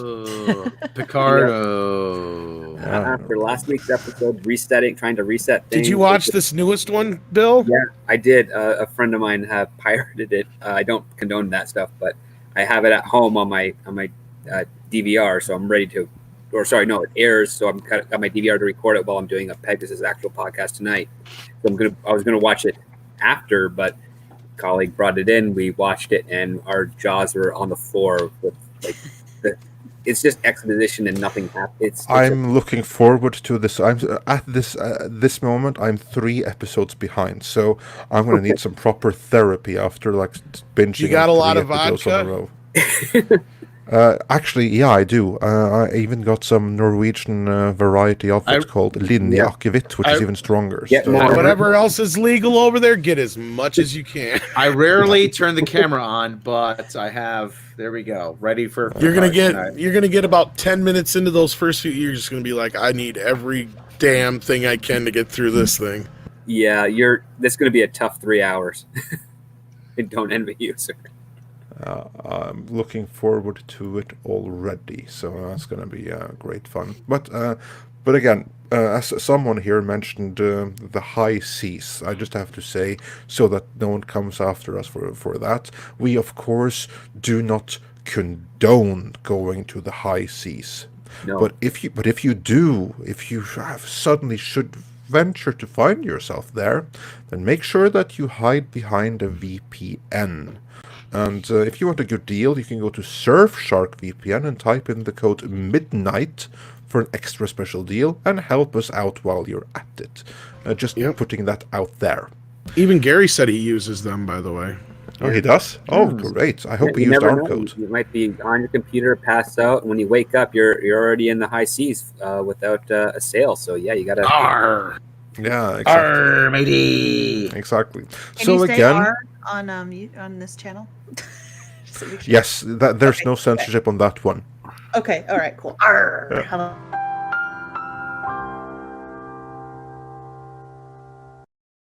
Hey, just double checking. Okay. Thanks, Tom. Well, I just any chance I get to use it.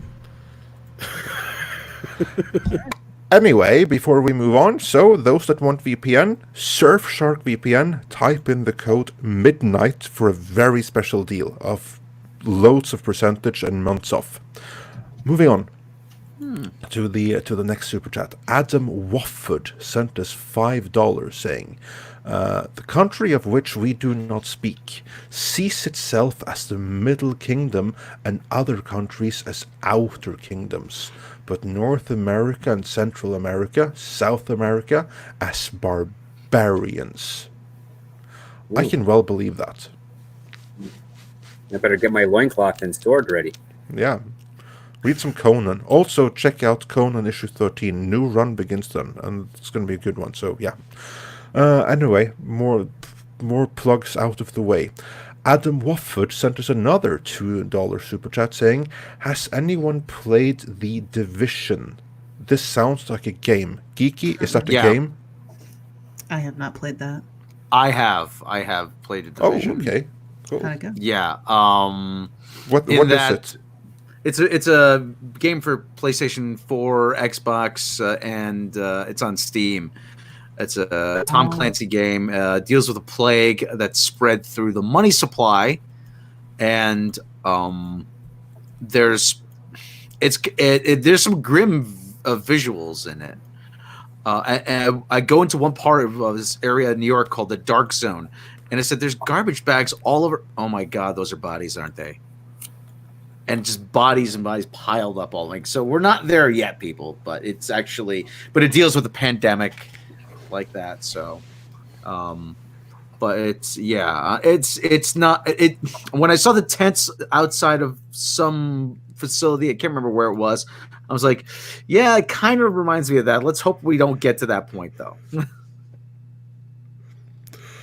Yeah, well, that sounds cool. I'm going to stick with my Sega Mega Drive. Thank you very much. But, yeah. All that new stuff is way too advanced for me. So, yeah. Yeah, it's pretty in-depth, yeah. Moving on. Ryan Landis sent us $2 saying, we're going to need new code words for the streams of the platform that we're currently on. Yeah, we're just making this up as we go along and striking out all the time. So, yeah. Did y'all happen to hear just randomly? I'm looking up as we do this. I'm always looking up updates to what's going on. Did y'all know about Justin Trudeau's wife? She got it? He's self-isolating after a wife is exhibiting mild flu-like symptoms, and they haven't updated it since that. So, Oh, then he's got the 2 then. So then we Yeah. can add another state leader to the ever-growing list of state leaders that is down with the condition of which we must not speak. Well, at least I'm still protected. There you go. ActionCom sent us $5 saying, if cinema theaters do go bust, what do you see taking their place? I got a date. Well, good for you. Congrats. Awesome. And you can have the date. Like, Well, where you we could go. you could take your date in front of your computer, and you can have like a romantic session in front of Midnight's Edge Netflix live and chill, stream. or Midnight's Edge, or there you go. Yeah. Little home cooked meal of canned goods and ramen noodles. Yeah, I will say that Netflix has 50 Shades of Grey, so you can take your date on that one. That's sure to be a good time. 50 Shades of Grey, really? Fuck Only if this it's, shit, only if I'm it's out. read by. Fuck this shit, I'm out. Well, I've Are had we allowed to say that on this channel? Hell yeah! yeah, of Fuck, course. fuckity, fuck, fuck, fuck. Well, you've heard me. Oh my! Yeah, you said the standard tonight. Oh my! Yeah. Well, anyway, now I take it back. You go for a chick flick. There's plenty of them on Netflix too. Yeah, if you want to get laid, The Notebook. Yeah, You're there you go. welcome. Oh yeah, good one, absolutely. Yeah, I go with the Notebook. That's the thing to take for a date. Absolutely. Or Aquaman if your girl's like me. Aquaman works too in a pinch. Yes, it does. It actually does. Yeah, that's like the only time where my wife asked me to go to a superhero movie, not the other time around. So See what I'm saying? I'm with her on that one. yeah, I called him Sons of Aquamanarchy for a reason. yeah. And moving on, Scaris sent us $19.99. Thank you so much. And he actually sent a super sticker that did go through. And it's difficult to see on my screen here, but it's like this little green pear thing with a flower. Oh, that or was the one something. that I did read earlier, ain't it? Yeah. Oh, well. Oh, okay, so you did get it. All right. Yeah, I did get it. I just had to refresh to find it. So, but anyway, thank you so much, Garrus. That's a cute animation, and thanks so much for your support. That's very much appreciated. And speaking of which, Mexican Iron Man also sent us $19.99, and he has. Oh, this is a good one. Rob, you don't have your sound, do you? No, It ain't the same. Yeah. Okay. He begins by saying, "Point of Mexican privilege." I'm gonna. That is brilliant. That is brilliant. Yeah, that is muy bien, mi amigo. So yeah, I'm gonna let that one slide with no slap, just for the Mexican privilege of it all. And he has this to say: Disneyland and World just closed. Oh, they closed Disney World too. Well, there you go. And this virus is racist. I mean, why the beer brand, which cannot be named, which happens to share a name with a virus that cannot be named? Why that particular name? Why not Schlitz Malt Liquor Bull virus? Or Sam Adams Apple Cider Ale virus? We Mexicans never go to China. So we can't even call it the we can't even call it the Modelo virus now. So that's It'd be easier to say where you got a case of the Schlitz, you know. That would explain the toilet paper. Oh my god. Well, I don't know. Maybe. Well, let's go with this. The country of which we must not speak are maybe they're jealous because you got the wall built for you, whereas they had to build it for themselves. So, That or don't know. you just got better beer. Who knows? Probably. Let's go with that. They're jealous of the superior Mexican beer. Let's go with that one. I I'm think gonna so. go- Sponsor Yeah. the Fast and the Furious franchise too back in the day. I think I'm going to go and get myself a Mexican beer when we're done with this podcast. I do believe I have a couple in the fridge. Jealous. Cerveza. I think somebody actually going off of what Script Doctor just said. I think somebody actually made a meme or a joke about that not too long ago about them drinking that a lot in at least one of the films, anyway. Oh Yeah. yeah. Yeah. Well, I'm going to have me some Mexican cerveza after we're done with this. That'll be awesome. Real quick, I just want to share this headline I saw come out just a little bit regarding Disney World. The New York Times is notorious for shilling for Disney World, and their headline is, "If I'm gonna get sick and die, I might as well do it at Disney World." Literally, that just. Who said that? I'll post it in the Oh, chat. come on. It wasn't Disney World. It was somebody else who said it, right? It's the New York Times, which The is, New York like, Times said that. What? I just think love we're it. getting into like that lobbying that Disney spent so much money on. Yep. Probably some of that Absolutely. went to New York Times as well. Last What week- the hell? Last week, InsideTheMagic.net, which is I believe a website subsidiary of Disney, was putting out articles saying that the reasons why you should go to Florida, the air quality has never been better. Mhm. That another one was that your kids have a very low chance of contracting kung fu panda flu. Whoa. Yeah. I mean, that was literally a headline. This is the reasons why you should go. So I'm not surprised. Right there it is. If I'm going to get sick and die, And die.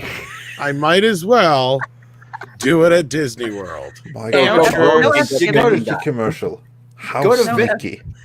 Go to Vegas where they have at least blackjack and hookers. But they don't have Uh-huh. buffets now. They don't have buffets. Yeah, the buffets are closed.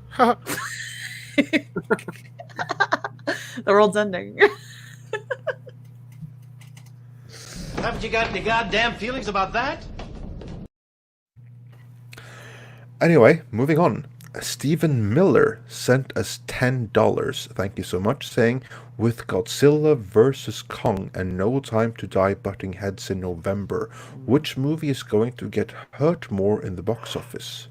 Yeah, so this is kind of what we were getting at earlier. You're going to start seeing a bottleneck on this. And that's where, I mean, it would seem so odd that they would push 007 off so far. But, you know, now, and then for me to turn around and say, oh, well, it makes sense for them to do that to you know, Fast and Furious for a year. But, yeah, a year is a little different. A year is a year. And when you're looking at your movies that are getting delayed now, that makes more sense. 7 months doesn't make as much sense because you're sticking it in an area where it's going to have so much more competition to deal with, probably. Because an April date, what else was coming up against it? Nothing. Yeah. They were looking at making $80-some million opening weekend. Yep. It made no sense. Their move Yeah. did. I think that move is very bad for Bond. I don't think it's gonna. I think it's still gonna do good, but I don't They're think going to it's try gonna and get do the anywhere memorial and near remember to as save good. money. Yeah. Yeah. The thing with Godzilla versus Kong, I don't think that's going to do any good at all. So who's going to do worse of the two, or who's going to hurt more? I think that the answer is probably going to be No Time to Die. I think it's going to do better than Godzilla versus Kong. I'm not so sure about Godzilla versus Kong. And it may be a sleeping monster in this in this instance. And don't get me wrong, Andre, because you know I did not love King of Monsters. Yeah, I know. But Walmart has had King of Monsters on their high-priced DVD and Blu-ray rack now since the son of a bitch came out. And movies that have came out since then have gone down. So what that tells me is that's selling very well on video for some reason. Well, that's interesting. Isn't it? Yeah, that's interesting. Because usually there's a drop down after about 3 to Not 6 even weeks. like 3 months. Yeah, a couple weeks. Yeah, I was going to say like a month or two. Yeah. But there's been plenty of movies that have come. And I just noticed this like I'm like, God, this still hasn't reduced. And they've got it. Plenty of them there to where it must be selling enough that it's not just one Walmart either. Everyone I've gone to, they have it. The 4K and Disney- the regular. Yeah. Disney just pushed the release of Mulan. I was waiting for yeah. that. There you go. When? Till They when? haven't announced. I'm giving it. I'm gonna post it right here for you so y'all can. Well, my I thing think is that not looks allowing good. me to share. That's why I just did a screen share on that other one. Wait, So if you wanted Let me to do share this it, go one. This ahead. one's Yeah. better. Okay. Yeah, I'll do it. Let's see here if I can Share screen. StreamYards and Firefox do not get along. There you go. Mulan release pushed back amid coronavirus pandemic. Yeah, well, that's strike 3. But yeah, hopefully we'll get past it. And now so many are going to be talking I did it in about my that radio probably voice, so it was that's- all professional like. Yeah. Well, I think that hopefully they're not going to pay too much attention. Nah, to it. not this Everyone's late. talking about it. Yeah. So they'll Anyway, give it a focus here, yeah. Let's see. was set. Just Disney's looking to a new release date for all of the titles later this year. Yeah, here we go. Everything is Yeah. getting pushed back. Everything is Yeah. getting pushed back. So I would say if we don't see any sort of progress to nixing this bug anytime soon, that's when we're going to start seeing Disney and some of the others pretty much play around with the idea of going to streaming in order to just try to get the product out so that they can at least make something off of it. This will be something that Disney will be happy that they kind of got ahead of the curve with in terms of. Well, Disney is kind of like as Disney goes, the industry goes. Yep. They have regulated just about every damn thing that has happened in the industry for the last 20 years, down to Blu-ray and all that kind of stuff. They were one of the main reasons Blu-ray won that specific war, because Disney sided with Blu-ray. And the moment that happened, it was done and over with. Like Robert Meyer Burnett and Bill Hunt have talked about it several times, where Bill was actually at that event where they were going to do a big thing for HD DVD with Bill Gates, and at the last minute he said they were tearing down all their shit in there. Like, what's going on? Disney just sided with Blu-ray. Oh. It was like everything was dead. It's done. Yeah. So yeah, once Disney does something, everybody's gonna follow suit. So this is like Andre. This is the beginning of the avalanche here. So I'm reading now about TV producers talking about ways to have their writer rooms working Digital, remotely, and that they're pushing back a lot of halting. next thing you know, they're gonna have production on a lot of actors shows. doing their own videotaping in front of green screens at home. Oh, they already do that right now. Actors are already doing the self tapes, but right now, I was just got an email a minute ago saying make sure your Zoom account is all updated, because there's going to be a lot of like Skype and Zoom rooms starting up. So, and that being said, I also have to go. Security's looking at me to lock up this building. All right. Thank you very much for inviting me on tonight. Anytime, Script Doctor, of course. Nice Yeah, chatting with thanks you. for joining us. Yes, nice chatting with you all. Have a safe night, and I'll catch you all later. Yeah, Take care, brother. excellent. Take care. Yeah, that's interesting. Everything is now shifting back left and right. That's kind of what I was expecting. I think that by the time we get to this weekend, probably not a single movie is going to get theatrically released for the next 3 months, is what I'm thinking. This is a big deal. Yeah, well, here you go. There's the first people that are already, like you were saying before, Andre, that are going to get hurt. Is what are they going to do about all the theater? Not the people that work at the theaters. Yeah, that's a real concern. Not the studios. It's everyone working at the theaters. People that have families to provide for and mortgages to pay. What are they going to do now? Because they're probably not going to get paid in the time frame where the theaters are shut down. So yeah, that's a real concern here.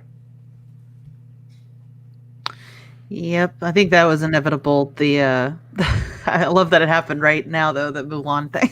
It's like, we just talked about that, and I think we were all on the same page. That's why we had to. That's why we had to have the stream today, because today is like, this has been going at a long time, but like today is when the logarithmic expansion just reached critical mass, where the shutdown is taking effect everywhere.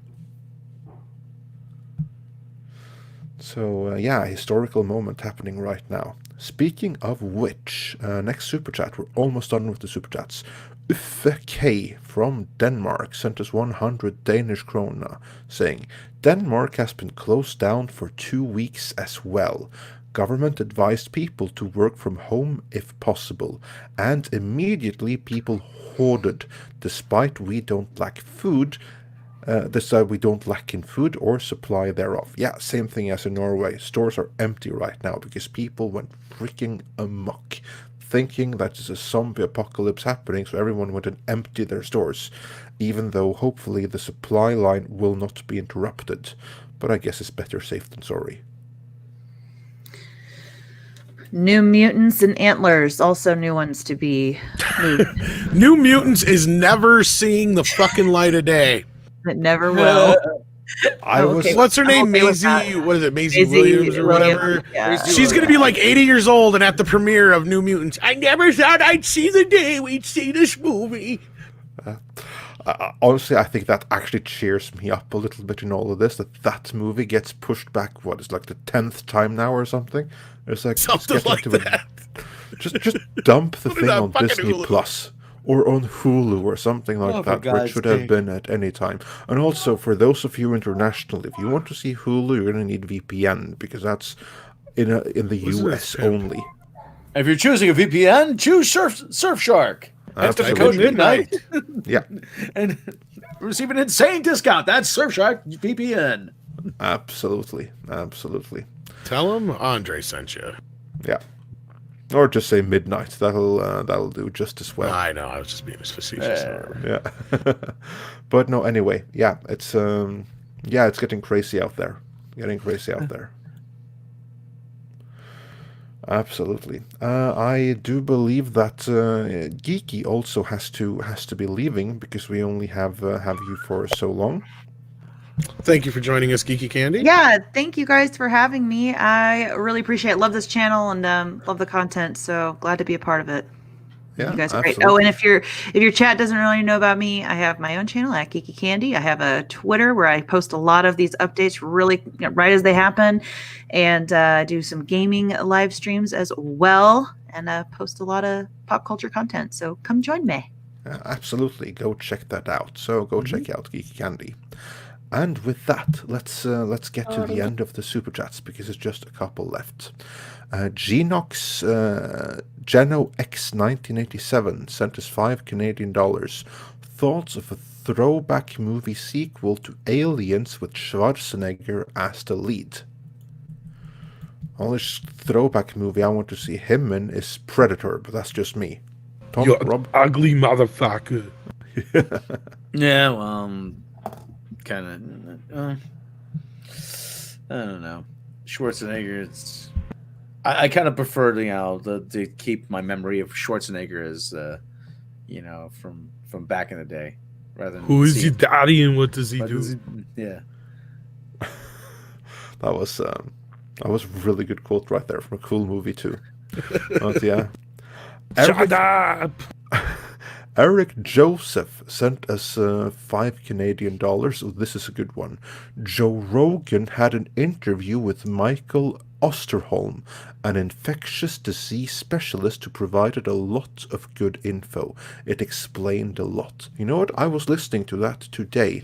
I agree. Everyone, go check out that particular podcast with Joe Rogan and Michael Osterholm. That was really, really good. Loads of very valuable information in it.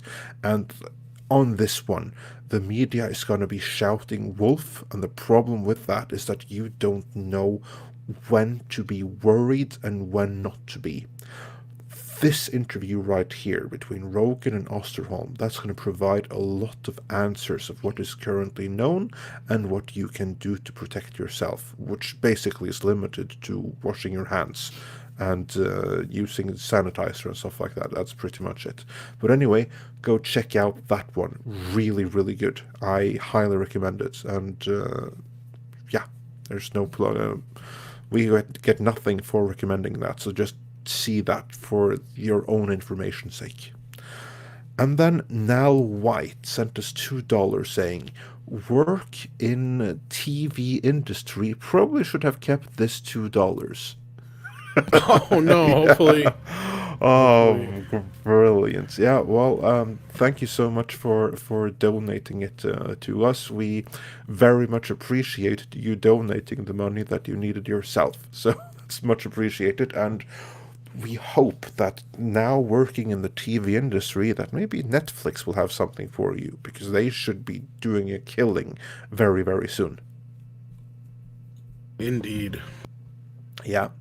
And with that, we are up to date with these. No, we are not up to date, because we just got one from Richard Seuss, who sent us 5A. Is that Australian? My mother calls Arnie by the name Wartshagger. Arnold Wartshagger.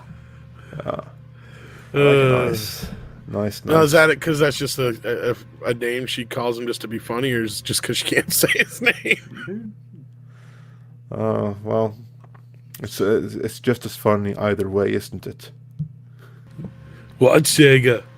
Close enough. Absolutely.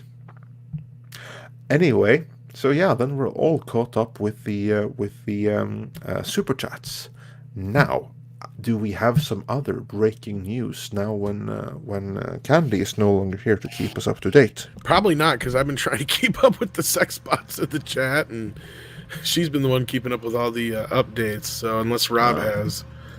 I'm just going to do a quick check right now to see what else is new of the increasing panic that's going on now all the time. The market's down. Oh.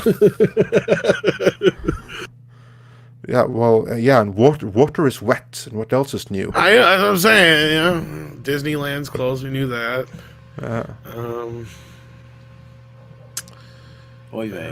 Jeremy has put on a mask on his icon and Leia, so that's a big deal.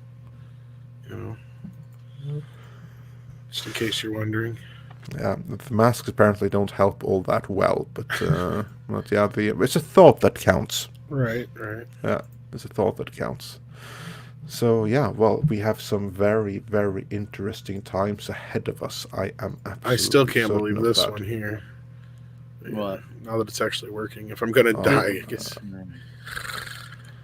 I wonder how much Disney had to pay for that headline right there. That can't have been cheap.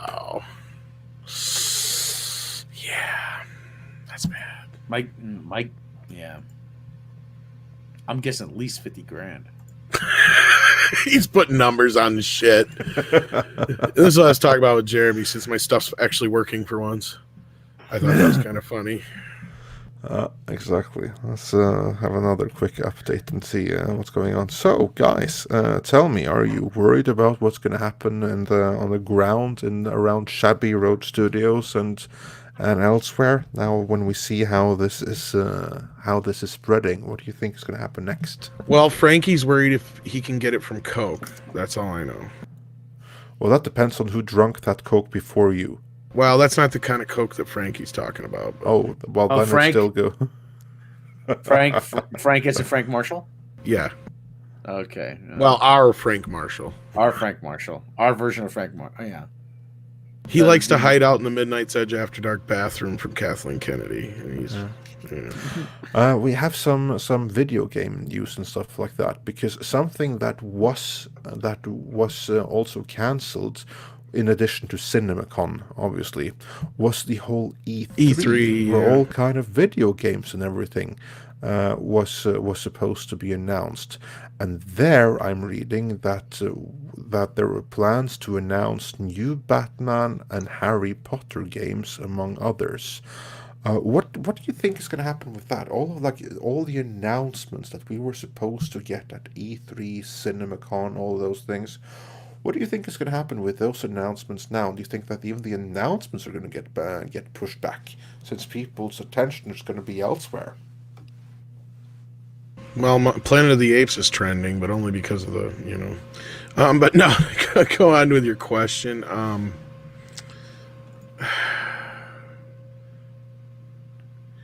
I think that kind of goes along with what we were saying as far as pushing everything back. I mean, even if they didn't want to cancel it, they were probably going to have to, just because of all these things that are canceling, because they're shifting their schedule now. So they probably didn't know what was going on. Exactly. And it's soon enough now to where a lot of people can cancel their trips.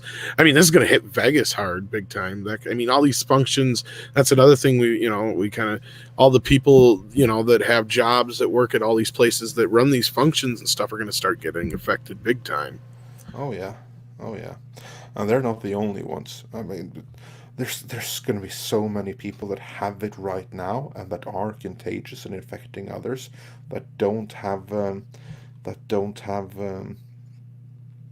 symptoms yet. Yeah. So yeah, and we got cynical. Yeah. Yeah. You take it, Tom. Cynical Engineers sent us. Is that £2? Yeah, £2. Is this outbreak the unreleased World War Z sequel? Maybe. I was gonna say they're already joking about like Planet of the Apes on Twitter and stuff because of it. So, and Stephen King even put a tweet out about how it's not like The Stand, stuff like that. It's Did you see that tweet? That was hilarious with like some guy like saying that. How do you know? Did you even read that book? yeah. That's what brought me to it. But yeah, just the irony of that. Yeah. That's fantastic when people. That's kind of like the people that were like thinking that Jay-Z or some artist did Paul McCartney such a favor by promoting an upcoming artist like that. Oh yeah. Oh, not Jay-Z. It was Kanye. Kanye, yeah. Anyway, yeah. It was some hip hop artist that I don't follow any more than I do anyone else. I don't either, so I don't feel bad. Yeah. Road Warrior 76 asks, when is Cyberpunk 2077 being released on PlayStation 4? Rob, do you happen to know that? I think this fall. Haven't heard anything about. I haven't heard anything about it. Else besides the. September 17th. Oh, okay, yeah. Well, that should be shouldn't be really delayed then. Hopefully, because they're going to have crunch time right about now in the next upcoming months, and if their staff can't show up and have to go to work, we're going to have video game delays as well. Because when everyone is working from home, you lose a lot of communication. There's going to be loads more lead time on everything.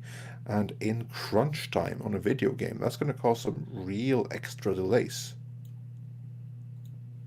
So yeah, it was supposed to be released September 17th, and maybe they'll make the date. But honestly, I wouldn't be surprised if that's going to be pushed back another month as well, just because they can't have their usual crunch time. Unless, of course, the game is already finished and they're doing certification and stuff like that. Then New York has banned gatherings of people. Oh, nice. Of more than 500. Which is funny because that also goes off a meme I saw earlier, or not really a meme or whatever, where, of course, kids get off of college, first thing they do is throw a party and congregate. Mm-hmm. Those parties just got a lot smaller. Well, in New York, anyway. Yeah, that's right now. Just wait and see that. No, I know. Well, the meme was jokingly because they got the school was closed because of the virus, and then these kids go out and they pretty much, if anybody's got it, they all just gave it to each other. That's what the joke was, but yeah. It's too late in my neck of the woods to catch jokes like that. But yeah. Yeah, I can imagine over there, and hopefully it doesn't get that bad here. But I don't know. It's moving fast. It feels like so. It's but now measures are being taken to halt. I hope so. So yeah. So the question is right now is how many have it without being sick themselves? That's like the big question. So that will be interesting to see how this is going to develop in the days and weeks to come. It's going to be very interesting to see. And with that, when we're all caught up with everything, then I would like to thank everyone for joining us. And also Tom and Rob, thank you for sticking with us till the bitter end. Mm-hmm. You're welcome. I'm always available. Yeah. Yeah, and me too. I'm going to be much more available as well now the next few weeks. We'll see how long, because I got locked out of work. I'm working from home as well. So, Well, So, we'll see yeah. how we'll have maybe some more live streams and videos for you then. At least that's the upside of that. oh yeah, it's gonna be plenty more of that coming. All right, everybody. Thank you. Yeah. Thanks everybody for joining us. Stay safe out there. Stay healthy. Don't do anything I wouldn't do. Indeed, and Which also, isn't a whole hell of a lot. So yeah, that isn't saying much. But also now in this time, everyone take care of yourself. And the best advice anyone can give you right now is just wash your hands. Wash your hands before you touch your face, before you which put you any should food do in your mouth or anyway. anything. You should. Well, you have to be a little bit more vigilant about it now, and also use Yeah, hand but I mean, you sanitizer. should anyway. That's the thing. I mean, I do all the time. So Oh yeah. And people have advised, actually, I've seen this, rather than shaking hands, you give the Vulcan salute to live long and prosper. Oh, that one I'm fully behind that one. That's this is interesting. I thought that was him in one of those pictures. Mark Bernardine is evidently a writer for season 2 of Picard. Is that good or bad? We don't know.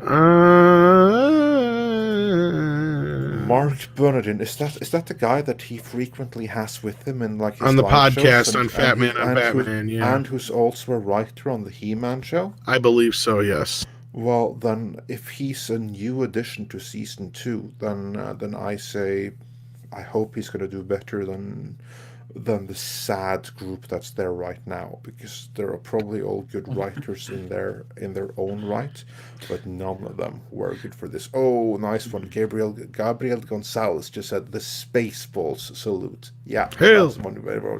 Hell. Better than the Vulcan one even. There you go. All right. All right. All right, everybody. Take care of Yeah. yourselves.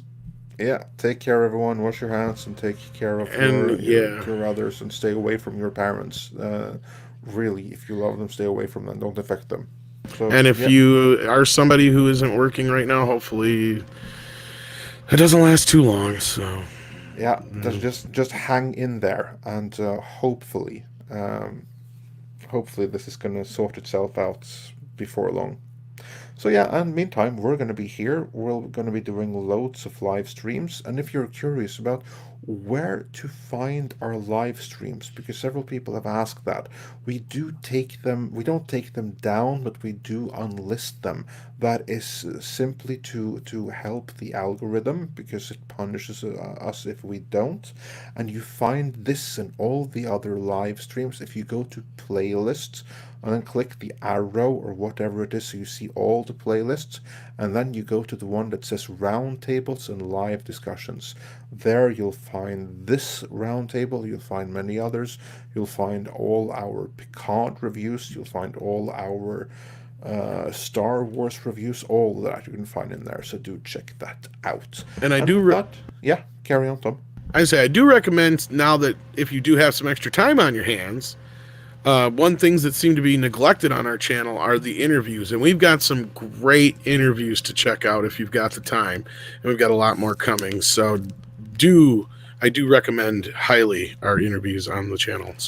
So do I, and those that do see them do say that our interviews are some of the best you're going to find on YouTube, so absolutely check that out. There are some very, very interesting ones there. So yeah, especially now in the days of Lord of Rings, check out our interview with Mr. Bob Shea, Yeah. the one who made sure the original Lord of the Rings trilogy wouldn't exist without him. Yeah, absolutely. And like I said, we got plenty more coming. So as you were saying, Andre, go ahead and take us out. Sorry for interrupting there. Yeah, it's quite alright. It's when you have something worthy of interrupting with, so as you always do. So anyway, guys, thanks for joining me, and everyone in the chat, thank you for joining us, and we'll be seeing you again before you know it. So be sure to have notifications up. Follow us on Twitter. Follow us on at midnights_edge, and follow Robert Shlomo, follow Tom Connors, follow me at Andre Einharjad, and yeah. Buy it if you want a shirt. We got the link in the chat or in the description. And we got Midnight's Edge merchandise. We just have to be better at making that visible. But if you do want some Midnight's Edge merchandise, then absolutely go and get that there. Any other plugs that I'm missing? No, I think that's time to just put a plug in it. Yeah, that sounds excellent. All right, everyone. Take care. Bye.